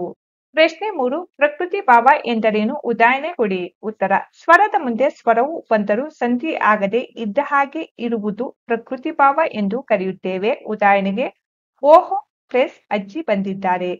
ಓಹೋ ಅಜ್ಜಿ ಬಂದಿದ್ದಾರೆ. ಅಕ್ಕ ಪ್ಲಸ್ ಇದ್ದ ಬಾ. ಅಕ್ಕ ಇದ್ದ ಬಾ. ಕೊಟ್ಟಿರುವ ಪದಗಳನ್ನು ವಿಂಗಡಿಸಿ ಸಂಧಿ ಹೆಸರಿಸಿ. ನಿಮಿಷವಾಗಿದೆ. ನಿಮಿಷ ಪ್ಲಸ್ ಆಗಿದೆ ಆಗಮ ಸಂಧಿ. ದಿನವೆಲ್ಲ. ದಿನ ಪ್ಲಸ್ ಎಲ್ಲ ಆಗಮ ಸಂಧಿ. ನೀಲ್ಮನೆಯನ್ನು. ನೀಲ್ಮನೆ ಪ್ಲಸ್ ಅನ್ನು ಆಗಮ ಸಂಧಿ. ಸಂದೇಹವಿಲ್ಲ. ಸಂದೇಹ ಪ್ಲಸ್ ಇಲ್ಲ ಆಗಮ ಸಂಧಿ. ಕಥನವಿದೆ. ಕಥನ ಪ್ಲಸ್ ಇದೆ ಆಗಮ ಸಂಧಿ. ಮಿಗಿಲಾಗಿ. ಮಿಗಿಲು ಪ್ಲಸ್ ಆಗಿ ಆಗಮ ಸಂಧಿ. ಚರಿತ್ರೆ ಇದೆ. ಚರಿತ್ರೆ ಪ್ಲಸ್ ಇದೆ ಆಗಮ ಸಂಧಿ. ಹೆಸರಾಗಿದೆ. ಹೆಸರು ಪ್ಲಸ್ ಆಗಿದೆ ಲೋಪಸಂಧಿ. ತಲೆ ಎತ್ತಿ. ತಲೆ ಪ್ಲಸ್ ಎತ್ತಿ ಆದೇಶ ಸಂಧಿ. ಮುಚ್ಚಿಟ್ಟು. ಮುಚ್ಚಿ ಪ್ಲಸ್ ಇಟ್ಟು ಲೋಪಸಂಧಿ. ಬಾನಿನೆಡೆ. ಬಾನಿನ ಪ್ಲಸ್ ಎಡೆ ಲೋಪಸಂಧಿ. ಪೂರ್ತಿಯಾಗಿ. ಪೂರ್ತಿ ಪ್ಲಸ್ ಆಗಿ ಆಗಮ ಸಂಧಿ. ಅಳ್ಳವೊಂದು. ಅಲ್ಲ ಪ್ಲಸ್ ಒಂದು ಆದೇಶ ಸಂಧಿ. ತಾಸಾಗಿದೆ. ತಾಸು ಪ್ಲಸ್ ಆಗಿದೆ ಲೋಪಸಂಧಿ. ಊರಿಂದ. ಊರು ಪ್ಲಸ್ ಇಂದ ಲೋಪಸಂಧಿ. 8ನೇ ತರಗತಿ ಕನ್ನಡ ಗದ್ಯಪಾಠ 4 ಸಾರ್ಥಕ ಬದುಕಿನ ಸಾಧಕ ಪ್ರಶ್ನೋತ್ತರಗಳು. ಕೃತಿಕಾರರ ಪರಿಚಯ. ಡಾಕ್ಟರ್ ಎನ್.ಎಸ್. ಲಕ್ಷ್ಮೀನಾರಾಯಣ ಭಟ್ಟ. ಕಾಲ 29/10/1936 ಜನಿಸಿದರು. ಸ್ಥಳ ಶಿವಮೊಗ್ಗ. ಇವರ ಧ್ವನಿ ಸುರುಳಿ ದೀಪಿಕಾ ಭಾವಸಂಗಮ ಇತ್ಯಾದಿ. ಇವರ ವೃತ್ತಿ ಬೆಂಗಳೂರು ವಿಶ್ವವಿದ್ಯಾನಿಲಯದ ಕನ್ನಡ ಅಧ್ಯಯನ ಕೇಂದ್ರದಲ್ಲಿ ಪ್ರಾಧ್ಯಾಪಕರಾಗಿ, ನಿರ್ದೇಶಕರಾಗಿ, ಆರ್ಟ್ ಫ್ಯಾಕ್ಟರಿಯಲ್ ಡೀನ್ ಆಗಿ ದುಡಿದಿದ್ದಾರೆ. ಕವನ ಸಂಕಲನ, ವೃತ್ತ, ಚಿತ್ರಕೂಟ, ಸುಳಿ ಮುಂತಾದವು. ಕೃತಿ ಸಾಹಿತ್ಯ ರತ್ನ ಸಂಪುಟ. ಪ್ರಶಸ್ತಿ ರಾಜ್ಯ ಸಾಹಿತ್ಯ ಅಕಾಡೆಮಿ ಪ್ರಶಸ್ತಿ, ಶಿವರಾಮ ಕಾರಂತ ಪ್ರಶಸ್ತಿ, ರಾಜ್ಯೋತ್ಸವ ಪ್ರಶಸ್ತಿ, ಮಾಸ್ತಿ ಪ್ರಶಸ್ತಿ, ಆಳ್ವಾಸ್ ನುಡಿಸಿರಿ ಪ್ರಶಸ್ತಿ, ಆರ್ಯಭಟ ಪ್ರಶಸ್ತಿ. ಡಾಕ್ಟರ್ ಎನ್.ಎಸ್. ಲಕ್ಷ್ಮೀನಾರಾಯಣ ಭಟ್ಟ ಅವರ ಸಾಹಿತ್ಯ ರತ್ನ ಸಂಪುಟ ಕೃತಿಯಿಂದ ಪ್ರಸ್ತುತ ಗದ್ಯ ಭಾಗವನ್ನು ಆಯ್ದು ಸಂಪಾದಿಸಿ ನಿಗದಿಪಡಿಸಿದೆ. ಕೊಟ್ಟಿರುವ ಪ್ರಶ್ನೆಗಳಿಗೆ ಒಂದು ವಾಕ್ಯದಲ್ಲಿ ಉತ್ತರಿಸಿ. ಪ್ರಶ್ನೆ 1 ಡಿ.ವಿ.ಜಿ ಅವರ ಹುಟ್ಟೂರು ಯಾವುದು? ಉತ್ತರ ಡಿ.ವಿ.ಜಿ ಅವರ ಹುಟ್ಟೂರು ಕೋಲಾರ ಜಿಲ್ಲೆಯ ಮುಳಬಾಗಿಲು. ಪ್ರಶ್ನೆ 2 ಡಿ.ವಿ.ಜಿ ಅವರ ಮನಸ್ಸಿನ ಮೇಲೆ ಪ್ರಭಾವ ಬೀರಿದವರು ಯಾರು? ಉತ್ತರ ಡಿ.ವಿ.ಜಿ ಅವರ ಮನಸ್ಸಿನ ಮೇಲೆ ಪ್ರಭಾವ ಬೀರಿದವರು ಅವರ ಅಜ್ಜಿ ಸಾಕಮ್ಮ ಹಾಗೂ ಅವರ ಸೋದರ ಮಾವ ತಿಮ್ಮಪ್ಪ. ಪ್ರಶ್ನೆ 3 ಡಿ.ವಿ.ಜಿ ಅವರನ್ನು ವಿದ್ಯಾಭ್ಯಾಸಕ್ಕೆ ಬೆಂಗಳೂರಿಗೆ ಕಳಿಸಿದವರು ಯಾರು? ಉತ್ತರ ಡಿ.ವಿ.ಜಿ ಅವರನ್ನು ವಿದ್ಯಾಭ್ಯಾಸಕ್ಕಾಗಿ ಬೆಂಗಳೂರಿಗೆ ಕಳಿಸಿದವರು ಬಂಡಿ ಹೊಡೆಯುವ ರಸೂಲ್ ಖಾನ್. ಪ್ರಶ್ನೆ 4 ವಿಶ್ವೇಶ್ವರಯ್ಯ ಅವರು ಮೈಸೂರು ಸರ್ಕಾರದಲ್ಲಿ ಅಲಂಕರಿಸಿದ್ದ ಹುದ್ದೆ ಯಾವುದು? ಉತ್ತರ ವಿಶ್ವೇಶ್ವರಯ್ಯ ಅವರು ಮೈಸೂರು ಸರ್ಕಾರದಲ್ಲಿ ದಿವಾನ್ ಹುದ್ದೆಯನ್ನು ಅಲಂಕರಿಸಿದ್ದರು. ಪ್ರಶ್ನೆ 5 ಡಿ.ವಿ.ಜಿ ಅವರು ಸ್ಥಾಪಿಸಿದ ಸಂಸ್ಥೆ ಯಾವುದು? ಉತ್ತರ ಡಿ.ವಿ.ಜಿ ಅವರು ಸ್ಥಾಪಿಸಿದ ಸಂಸ್ಥೆ ಎಂದರೆ ಗೋಖಲೆ ಸಾರ್ವಜನಿಕ ಸಂಸ್ಥೆ. ಕೊಟ್ಟಿರುವ ಪ್ರಶ್ನೆಗಳಿಗೆ 2-3 ವಾಕ್ಯಗಳಲ್ಲಿ ಉತ್ತರಿಸಿ. ಪ್ರಶ್ನೆ 1 ರಸೂಲ್ ಖಾನ್ ಅವರು ಡಿ.ವಿ.ಜಿ ಅವರ ವಿದ್ಯಾಭ್ಯಾಸಕ್ಕಾಗಿ ಮಾಡಿದ ಸಹಾಯವೇನು? ಉತ್ತರ ಡಿ.ವಿ.ಜಿ ಅವರು ವಿದ್ಯಾಭ್ಯಾಸವನ್ನು ಮುಂದುವರಿಸಲೇಬೇಕೆಂದು ರಸೂಲ್ ಖಾನನು ಹಠ ಹಿಡಿದು ತನ್ನ ಬಂಡಿಯಲ್ಲಿ ಡಿ.ವಿ.ಜಿ ಅವರನ್ನು ಬಂಗಾರಪೇಟೆಗೆ ಕರೆದುಕೊಂಡು ಹೋಗಿ ಬೆಂಗಳೂರು ರೈಲಿನಲ್ಲಿ ಕೂರಿಸಿ ಟಿಕೆಟ್ ಕೊಡಿಸಿ ₹1 ಖರ್ಚಿಗೆ ಕೊಟ್ಟು ಡಿ.ವಿ.ಜಿ ಅವರ ಓದಿಗೆ ಸಹಾಯ ಮಾಡಿದರು. ಪ್ರಶ್ನೆ 2 ವಿಶ್ವೇಶ್ವರಯ್ಯ ಅವರು ತಮ್ಮ ಕಾರ್ಯದರ್ಶಿಗೆ ಏನು ಹೇಳಿದರು? ಉತ್ತರ ವಿಶ್ವೇಶ್ವರಯ್ಯನವರು ತಮ್ಮ ಕಾರ್ಯದರ್ಶಿಗೆ ಡಿ.ವಿ.ಜಿಯವರ ಬಗ್ಗೆ ಈ ಮನುಷ್ಯನ ರೀತಿಯೇ ಬೇರೆ, ಅವರಿಗೆ ನಾವು ಹಣ ಕೊಡಲು ಬರುವುದಿಲ್ಲ, ಅದನ್ನು ಹಿಂದಕ್ಕೆ ತೆಗೆದುಕೊಂಡು ಬಿಡಿ ಎಂಬುದಾಗಿ ಹೇಳಿದರು. ಪ್ರಶ್ನೆ 3 ಡಿ.ವಿ.ಜಿ ಅವರು ಏಕೆ ಸಂಭಾವನೆಯನ್ನು ಪಡೆಯಲಿಲ್ಲ? ಉತ್ತರ ಪತ್ರಿಕೆಗಳಲ್ಲಿ ವರದಿ ಮಾಡುವುದು ಪತ್ರಕರ್ತರಾಗಿ ತಮ್ಮ ಕರ್ತವ್ಯವೆಂದು, ಅದಕ್ಕೆ ಆಗುವ ಖರ್ಚನ್ನು ಪತ್ರಿಕೆಯವರು ಕೊಡಬೇಕೇ ಹೊರತು ಸರ್ಕಾರವಲ್ಲ. ಅಷ್ಟೇ ಅಲ್ಲ, ವಿಶ್ವೇಶ್ವರಯ್ಯರೊಡನೆ ವ್ಯವಹರಿಸುವುದು ಒಂದು ಹೆಮ್ಮೆಯ ವಿಷಯ. ಇದಕ್ಕೆ ಸಂಭಾವನೆ ಖಂಡಿತ ತೆಗೆದುಕೊಳ್ಳಬಾರದೆಂದು ಹೇಳಿ ಡಿ.ವಿ.ಜಿ ಅವರು ಸಂಭಾವನೆಯನ್ನು ಪಡೆಯಲಿಲ್ಲ. ಪ್ರಶ್ನೆ 4. ಡಿವಿಜಿ ಅವರ ಶ್ರೀಮತಿ ಅವರು ಬಂಧುಗಳ ಮನೆಯಲ್ಲಿ ನಡೆದ ಉತ್ಸವಕ್ಕೆ ಏಕೆ ಹೋಗಲಿಲ್ಲ? ಉತ್ತರ. ಡಿವಿಜಿ ಅವರ ಶ್ರೀಮತಿಯ ಬಳಿ ಇದ್ದದ್ದು ಒಂದೇ ಸೀರೆ.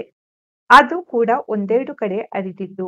ಈ ಹರಿದ ಸೀರೆಯನ್ನುಟ್ಟು ಹೊರಗೆ ಹೋದರೆ ತಮ್ಮ ಪತಿಯನ್ನು ಜನ ಆಡಿಕೊಳ್ಳಬಹುದೆಂದು ಹಾಗೂ ತನ್ನ ಪತಿಯ ಮರ್ಯಾದೆಗೆ ಊನ ಬಾರದಂತೆ ನಡೆದುಕೊಳ್ಳುವುದು ತನ್ನ ಕರ್ತವ್ಯವೆಂದು ಡಿವಿಜಿಯವರ ಶ್ರೀಮತಿ ಅವರು ಬಂಧುಗಳ ಮನೆಯಲ್ಲಿ ನಡೆದ ಉತ್ಸವಕ್ಕೆ ಹೋಗಲಿಲ್ಲ.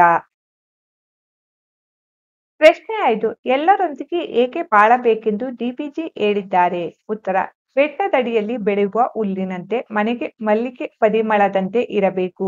ವಿಧಿ ನಮ್ಮ ಮೇಲೆ ನಿರಂತರವಾಗಿ ಕಷ್ಟದ ಮಳೆಯನ್ನು ಸುರಿಸಿದಾಗ ನಾವು ಕಲ್ಲಿನಂತೆ ನಮ್ಮ ಮನಸ್ಸನ್ನು ದೃಢಪಡಿಸಿಕೊಳ್ಳಬೇಕು. ದೀನ ದುರ್ಬಲರನ್ನು ಕಂಡಾಗ ಅವರನ್ನು ಪ್ರೀತಿಯಿಂದ ಬೆಲ್ಲ ಸಕ್ಕರೆಯಂತೆ ಸವಿನುಡಿಗಳನ್ನು ನುಡಿಯಬೇಕು. ನಾವು ಏಕಾಂಗಿಯಾಗಿರುವ ಎಲ್ಲರಲ್ಲೂ ಒಂದಾಗಿ ಬಾಳಬೇಕೆಂದು ಡಿವಿಜಿಯವರು ಹೇಳಿದ್ದಾರೆ. ಕೊಟ್ಟಿರುವ ಪ್ರಶ್ನೆಗಳಿಗೆ 7-8 ವಾಕ್ಯಗಳಲ್ಲಿ ಉತ್ತರಿಸಿ. ಪ್ರಶ್ನೆ 1. ಡಿವಿಜಿಯವರ ವ್ಯಕ್ತಿತ್ವವನ್ನು ಸಂಗ್ರಹಿಸಿ ಬರೆಯಿರಿ. ಉತ್ತರ. ಡಿವಿಜಿಯವರು ಆಶಯ ಆಮಿಷಗಳಿಗೆ ಒಳಗಾಗದ ವ್ಯಕ್ತಿ. ಕನ್ನಡ ಸಾಹಿತ್ಯದ ಅಪ್ರತಿಮ ಪ್ರತಿಭಾವಂತ ಸಾಹಿತಿ, ಪತ್ರಕರ್ತ, ಸಂಪಾದಕರು, ರಾಜಕಾರಣಿಯಾಗಿ ಬದುಕಿನ ಮೌಲ್ಯಗಳಿಗೆ ಬೆಲೆ ಕೊಟ್ಟು ಜೀವನವನ್ನು ಸಾರ್ಥಕಗೊಳಿಸಿಕೊಂಡವರು. ದಿವಾನ ಮಿರ್ಜಾರವರು ಸಹ ಡಿವಿಜಿಯವರ ಸ್ನೇಹವನ್ನು ಬಯಸುತ್ತಿದ್ದರು. ದೊಡ್ಡ ದೊಡ್ಡ ಡಿಗ್ರಿ ಪಡೆಯದೇ ಇದ್ದರೂ ಸಹ ಇವರದ್ದು ತತ್ವಶಾಲಿ ವ್ಯಕ್ತಿತ್ವ. ಕೇವಲ ಶೀಲ, ನಿಸ್ಪೃಹತೆ, ವಿವೇಕ, ಸ್ವಯಂ ಆರ್ಜಿತ ಪಾಂಡಿತ್ಯ, ಸಾರ್ವಜನಿಕ ಹಿತಾಸಕ್ತಿಗಳ ಬಲದಿಂದ ಮಿರ್ಜಾರ ಕಾಲಕ್ಕೆ ಡಿವಿಜಿಯವರು ದೊಡ್ಡ ಮೇಧಾವಿ ಎಂದು ವಿದ್ಯಾವಂತರ ವಲಯದಲ್ಲಿ ಹೆಸರಾಗಿದ್ದರು. ಕನ್ನಡ ಸಾರಸ್ವತ ಲೋಕದ ಭೀಷ್ಮ ಎಂದು ಇವರನ್ನು ಕರೆಯುತ್ತಿದ್ದರು. ಅವರದು ಹೋಲಿಕೆ ಇಲ್ಲದ ಅಪೂರ್ವ ವ್ಯಕ್ತಿತ್ವ. ಸಾಹಿತಿಗಳಂತೆ ಇವರು ಸಾಹಿತಿ ಮಾತ್ರವಾಗಿರಲಿಲ್ಲ. ಹೆಸರಾಂತ ಪತ್ರಕರ್ತರಾಗಿದ್ದರು. ಹಿರಿಯ ವೇದಾಂತಿಯಾಗಿದ್ದರು. ರಾಜ್ಯಶಾಸ್ತ್ರದಲ್ಲಿ ಆಳವಾದ ತಿಳುವಳಿಕೆಯನ್ನು ಹೊಂದಿದ್ದರು. ಲೌಕಿಕ ಆಶಯ ಆಮಿಷಗಳಿಗೆ ಒಳಗಾಗದೆ ಮೇರು ವ್ಯಕ್ತಿತ್ವದ ಆದರ್ಶ ವ್ಯಕ್ತಿಯಾಗಿ ಬಾಳಿ ಬದುಕಿದವರು. ತನಗಾಗಿ ಆಸ್ತಿ ಹಣ ಗಳಿಸದೆ ಸದಾ ಸಮಾಜಮುಖಿಯಾಗಿ ಆದರ್ಶ ರಾಷ್ಟ್ರ ನಿರ್ಮಾಣಕ್ಕಾಗಿ ದಣಿಯದೆ ದುಡಿದವರು. ಪ್ರಶ್ನೆ 2. ಡಿವಿಜಿ ಅವರಿಗೂ ಅವರ ಶ್ರೀಮತಿ ಅವರಿಗೂ ನಡೆದ ಸಂಭಾಷಣೆಯನ್ನು ಬರೆಯಿರಿ. ಉತ್ತರ. ಒಮ್ಮೆ ಡಿವಿಜಿಯ ಬಂಧುಗಳೊಬ್ಬರ ಮನೆಯಲ್ಲಿ ಒಂದು ಉತ್ಸವ ನಡೆಯುತ್ತಿತ್ತು. ಡಿವಿಜಿಗೆ ಹೋಗಲು ಆಗಲಿಲ್ಲ. ಹಾಗಾಗಿ ಅವರ ಶ್ರೀಮತಿಗೆ ಹೋಗಲು ತಿಳಿಸಿದ್ದರು. ಆದರೆ ಮಕ್ಕಳನ್ನು ಕಳುಹಿಸಿ ಆರತಿ ಅಕ್ಷತೆಯ ಹೊತ್ತಾದರೂ ಹೆಂಡತಿ ಮನೆಯಲ್ಲೇ ಇದ್ದಾರೆ. ಆಗ ಡಿವಿಜಿ ಅವರು ಅಸಮಾಧಾನದಿಂದ ಕೇಳಿದರು. ಡಿವಿಜಿ: ನೀನು ಉತ್ಸವಕ್ಕೆ ಹೋಗುವುದಿಲ್ಲವೇ? ಶ್ರೀಮತಿ: ಇಲ್ಲ. ಡಿವಿಜಿ: ಯಾಕೆ? ಶ್ರೀಮತಿ: ಮಕ್ಕಳನ್ನು ಕಳುಹಿಸಿದ್ದೇನಲ್ಲ. ಡಿವಿಜಿ: ಅದು ಸರಿ, ನೀನು ಹೋಗಬೇಕಾಗಿತ್ತು. ಅವರು ನಮಗೆ ಬಹಳ ಬೇಕಾದವರು. ನೀನು ಹೋಗದಿದ್ದರೆ ಬೇಸರ ಪಡುವುದಿಲ್ಲವೇ? ಶ್ರೀಮತಿ: ಮನೆಯಲ್ಲಿ ಯಾರಾದರೂ ಇರಬೇಕಲ್ಲ. ಡಿವಿಜಿ: ನಾನು ಇರುತ್ತೇನೆ, ನೀನು ಹೋಗಿ ಬಾ. ಆಗ ಅವರ ಶ್ರೀಮತಿ ನಿಜ ಸಂಗತಿ ತಿಳಿಸಬೇಕಾಯಿತು. ಶ್ರೀಮತಿ: ನನ್ನ ಹತ್ತಿರ ಇರುವುದು ಒಂದೇ ಸೀರೆ. ಅದು ಕೂಡ ಒಂದೆರಡು ಕಡೆ ಹರಿದಿದೆ. ಈ ಬಟ್ಟೆಯಲ್ಲಿ ಹೊರಗೆ ಹೋದರೆ ಜನ ನಿಮ್ಮನ್ನು ಆಡಿಕೊಳ್ಳಬಹುದು. ನಿಮ್ಮ ಮರ್ಯಾದೆಗೆ ಊನ ಬಾರದಂತೆ ನಡೆದುಕೊಳ್ಳುವುದು ನನ್ನ ಕರ್ತವ್ಯ ಎಂದು ಹೇಳಿದರು. ಸಂದರ್ಭ ಸಹಿತ ಸ್ವಾರಸ್ಯವನ್ನು ವಿವರಿಸಿ. 1. ಏನು ಬಂದಿರಿ ಗುಂಡಪ್ಪ? ಆಯ್ಕೆ: ಈ ವಾಕ್ಯವನ್ನು ಡಾಕ್ಟರ್ ಎನ್.ಎಸ್. ಲಕ್ಷ್ಮೀನಾರಾಯಣ ಭಟ್ಟರು ಬರೆದಿರುವ ಸಾಹಿತ್ಯ ರತ್ನ ಸಂಪುಟ ಕೃತಿಯಿಂದ ಆರಿಸಲಾಗಿರುವ ಸಾರ್ಥಕ ಬದುಕಿನ ಸಾಧಕ ಎಂಬ ಗದ್ಯಭಾಗದಿಂದ ಆರಿಸಿಕೊಳ್ಳಲಾಗಿದೆ. ಸಂದರ್ಭ: ದಸರಾ ಉತ್ಸವ ಕುರಿತು ವರದಿ ನೀಡಿದ್ದಕ್ಕಾಗಿ ಗುಂಡಪ್ಪನವರಿಗೆ ಸರ್ಕಾರದಿಂದ ದೊಡ್ಡ ಮೊತ್ತದ ಸಂಭಾವನೆ ಬಂದಾಗ ಅದನ್ನು ಇಷ್ಟಪಡದೆ ಡಿವಿಜಿ ಅವರು ಹಣವನ್ನು ಹಿಂತಿರುಗಿಸಲು ದಿವಾನರಾಗಿದ್ದ ಸರ್ ಎಂ ವಿಶ್ವೇಶ್ವರಯ್ಯ ಅವರ ಬಳಿಗೆ ಹೋದ ಸಂದರ್ಭದಲ್ಲಿ ಸರ್ ಎಂ ವಿ ಅವರು ಡಿವಿಜಿ ಅವರನ್ನು ಆತ್ಮೀಯತೆಯಿಂದ ಈ ಮೇಲಿನಂತೆ ಪ್ರಶ್ನಿಸಿದರು. ಸ್ವಾರಸ್ಯ: ಮೈಸೂರು ಸರ್ಕಾರದ ದಿವಾನ ಹುದ್ದೆಯಲ್ಲಿದ್ದ ಸರ್ ಎಂ ವಿಶ್ವೇಶ್ವರಯ್ಯನವರಂತವರು ಡಿವಿಜಿ ಅವರ ಮೇಲೆ ಹೊಂದಿದ್ದ ವಿಶ್ವಾಸ ಹಾಗೂ ಹಣಕ್ಕಾಗಿ ಆಸೆ ಪಡದ ಡಿವಿಜಿ ಅವರ ವ್ಯಕ್ತಿತ್ವ ಈ ಮಾತಿನಲ್ಲಿ ಸ್ವಾರಸ್ಯಪೂರ್ಣವಾಗಿ ವ್ಯಕ್ತಗೊಂಡಿದೆ. 7. ನೀನು ಉತ್ಸವಕ್ಕೆ ಹೋಗುವುದಿಲ್ಲವೇ? ಆಯ್ಕೆ: ಈ ವಾಕ್ಯವನ್ನು ಡಾಕ್ಟರ್ ಎನ್.ಎಸ್. ಲಕ್ಷ್ಮೀನಾರಾಯಣ ಭಟ್ಟ ಅವರು ಬರೆದಿರುವ ಸಾಹಿತ್ಯ ರತ್ನ ಸಂಪುಟ ಕೃತಿಯಿಂದ ಆರಿಸಲಾಗಿರುವ ಸಾರ್ಥಕ ಬದುಕಿನ ಸಾಧಕ ಎಂಬ ಗದ್ಯ ಭಾಗದಿಂದ ಆರಿಸಿಕೊಳ್ಳಲಾಗಿದೆ. ಸಂದರ್ಭ: ಒಮ್ಮೆ ಡಿವಿಜಿಯ ಬಂಧುಗಳೊಬ್ಬರ ಮನೆಯಲ್ಲಿ ಒಂದು ಉತ್ಸವ ನಡೆಯಿತು. ಆರತಿ ಅಕ್ಷತೆಯ ಹೊತ್ತಾದರೂ ಹೆಂಡತಿ ಮನೆಯಲ್ಲಿಯೇ ಇದ್ದಾರೆ. ಆ ಸಂದರ್ಭದಲ್ಲಿ ಡಿವಿಜಿ ಅವರು ಶ್ರೀಮತಿಯವರನ್ನು ಈ ಮೇಲಿನಂತೆ ಪ್ರಶ್ನಿಸುತ್ತಾರೆಯೇ? ಸ್ವಾರಸ್ಯ: ಡಿವಿಜಿ ಅವರು ನಿಜ ಸಂಗತಿ ತಿಳಿಯದೆ ತಮ್ಮ ಹೆಂಡತಿಯನ್ನು ಬಂಧುಗಳ ಮನೆಗೆ ಹೋಗುವುದಿಲ್ಲವೇ ಎಂದು ಪ್ರಶ್ನಿಸುವುದು ಇಲ್ಲಿ ಸ್ವಾರಸ್ಯವಾಗಿದೆ. 3. ನನ್ನ ಹತ್ತಿರ ಇರುವುದು ಇದೊಂದೇ ಸೀರೆ. ಆಯ್ಕೆ: ಈ ವಾಕ್ಯವನ್ನು ಡಾ ಎನ್.ಎಸ್. ಲಕ್ಷ್ಮೀನಾರಾಯಣ ಭಟ್ಟರು ಬರೆದಿರುವ ಸಾಹಿತ್ಯ ರತ್ನ ಸಂಪುಟ ಕೃತಿಯಿಂದ ಆರಿಸಲಾಗಿರುವ ಸಾರ್ಥಕ ಬದುಕಿನ ಸಾಧಕ ಎಂಬ ಗದ್ಯ ಭಾಗದಿಂದ ಆರಿಸಲಾಗಿದೆ. ಸಂದರ್ಭ: ಡಿವಿಜಿ ಅವರ ಹೆಂಡತಿಯವರು ತಾವು ಬಂಧುಗಳ ಮನೆಯ ಉತ್ಸವಕ್ಕೆ ಹೋಗದಿರುವುದಕ್ಕೆ ಕಾರಣ ಕೊಡುವ ಸಂದರ್ಭದಲ್ಲಿ ಡಿವಿಜಿಯವರಿಗೆ ತನ್ನ ಹತ್ತಿರ ಇರುವುದು ಇದೊಂದೇ ಸೀರೆ ಎಂದು ನಿಜ ಸಂಗತಿ ತಿಳಿಸುವ ಸಂದರ್ಭ. ಸ್ವಾರಸ್ಯ: ಹಣಕ್ಕೆ ಆಸೆ ಪಡದೆ ಬಡತನದಲ್ಲೇ ಸರಳ ಜೀವನ ನಡೆಸಿದ ಡಿವಿಜಿಯವರ ಗೌರವ ಕಾಪಾಡಬೇಕೆಂದು ಬಯಸಿದ ಅವರ ಶ್ರೀಮತಿಯವರ ಸದ್ಗುಣ ಈ ಸಂದರ್ಭದಲ್ಲಿ ಸ್ವಾರಸ್ಯವಾಗಿ ಮೂಡಿಬಂದಿದೆ. 4. ಒಲಿ ನಿನ್ನ ತುಟಿಗಳನ್ನು ಮಂಕುತಿಮ್ಮ. ಆಯ್ಕೆ: ಈ ವಾಕ್ಯವನ್ನು ಡಾ ಎನ್.ಎಸ್. ಲಕ್ಷ್ಮೀನಾರಾಯಣ ಭಟ್ಟರು ಬರೆದಿರುವ ಸಾಹಿತ್ಯ ರತ್ನ ಸಂಪುಟ ಕೃತಿಯಿಂದ ಆರಿಸಲಾಗಿರುವ ಸಾರ್ಥಕ ಬದುಕಿನ ಸಾಧಕ ಎಂಬ ಗದ್ಯ ಭಾಗದಿಂದ ಆರಿಸಿಕೊಳ್ಳಲಾಗಿದೆ. ಸಂದರ್ಭ: ಲೇಖಕರು ಡಿವಿಜಿ ಅವರ ಮಂಕುತಿಮ್ಮನ ಕಗ್ಗ ಕೃತಿಯಿಂದ ಆರಿಸಲಾಗಿರುವ ಕವನದ ಸಾಲುಗಳನ್ನು ಉದಾಹರಿಸಿದ್ದು, ಭೂಮಿಯಲ್ಲಿ ಬೀಜ ಮೊಳಕೆ ಒಡೆದು ಬೆಳೆದು ಫಲ ಬಿಟ್ಟರೂ ಇಡೀ ಭೂಮಿಗೆ ಬೆಳಕನ್ನು ಕೊಡುವ ಸೂರ್ಯಚಂದ್ರರು ತಾವು ಬೆಳಕನ್ನು ನೀಡಿದ್ದರೂ ಗರ್ವ ಪಡುವುದಿಲ್ಲ. ಆದ್ದರಿಂದ ಸಣ್ಣ ಕಾರ್ಯ ಮಾಡಿ ಗರ್ವ ಪಡುವ ಮಾನವನನ್ನು ಕವಿ ನಿನ್ನ ತುಟಿಗಳನ್ನು ಒಲೆದುಕೋ ಎಂದು ಈ ಸಂದರ್ಭದಲ್ಲಿ ಹೇಳಿದ್ದಾರೆ. ಸ್ವಾರಸ್ಯ: ಸ್ವಲ್ಪ ಮಾಡಿದರೂ ಏನೋ ದೊಡ್ಡದನ್ನು ಮಾಡಿದ್ದೇನೆಂದು ಗರ್ವ ಪಡುವ ಮಾನವನನ್ನು ನಿನ್ನ ಬಾಯಿ ಮುಚ್ಚು ಎಂದು ಪರೋಕ್ಷವಾಗಿ ಸ್ವಾರಸ್ಯವಾಗಿ ಹೇಳಲಾಗಿದೆ. 5. ಬೆಲ್ಲ ಸಕ್ಕರೆಯಾಗು ದೀನ ದುರ್ಬಲರಿಗೆ. ಆಯ್ಕೆ: ಈ ವಾಕ್ಯವನ್ನು ಡಾ ಎನ್.ಎಸ್. ಲಕ್ಷ್ಮೀನಾರಾಯಣ ಭಟ್ಟರು ಬರೆದಿರುವ ಸಾಹಿತ್ಯ ರತ್ನ ಸಂಪುಟ ಕೃತಿಯಿಂದ ಆರಿಸಲಾಗಿರುವ ಸಾರ್ಥಕ ಬದುಕಿನ ಸಾಧಕ ಎಂಬ ಗದ್ಯ ಭಾಗದಿಂದ ಆರಿಸಿಕೊಳ್ಳಲಾಗಿದೆ. ಸಂದರ್ಭ: ಲೇಖಕರು ಡಿವಿಜಿ ಅವರ ಮಂಕುತಿಮ್ಮನ ಕಗ್ಗ ಕೃತಿಯಿಂದ ಆರಿಸಲಾಗಿರುವ ಕವನದ ಸಾಲುಗಳನ್ನು ಉದಾಹರಿಸಲಾಗಿದ್ದು, ಬೆಟ್ಟದಡಿಯಲ್ಲಿ ಬೆಳೆಯುವ ಹುಲ್ಲಿನಂತೆ ಮನೆಗೆ ಮಲ್ಲಿಗೆ ಪರಿಮಳದಂತೆ ಇರಬೇಕು. ಮಾನವರು ಎಲ್ಲರೊಳಗೆ ಒಂದಾಗಿ ಹೇಗೆ ಬಾಳಬೇಕೆಂಬುದನ್ನು ತಿಳಿಸುವ ಸಂದರ್ಭದಲ್ಲಿ ಕವಿ ಈ ಮಾತನ್ನು ಹೇಳಿದ್ದಾರೆ.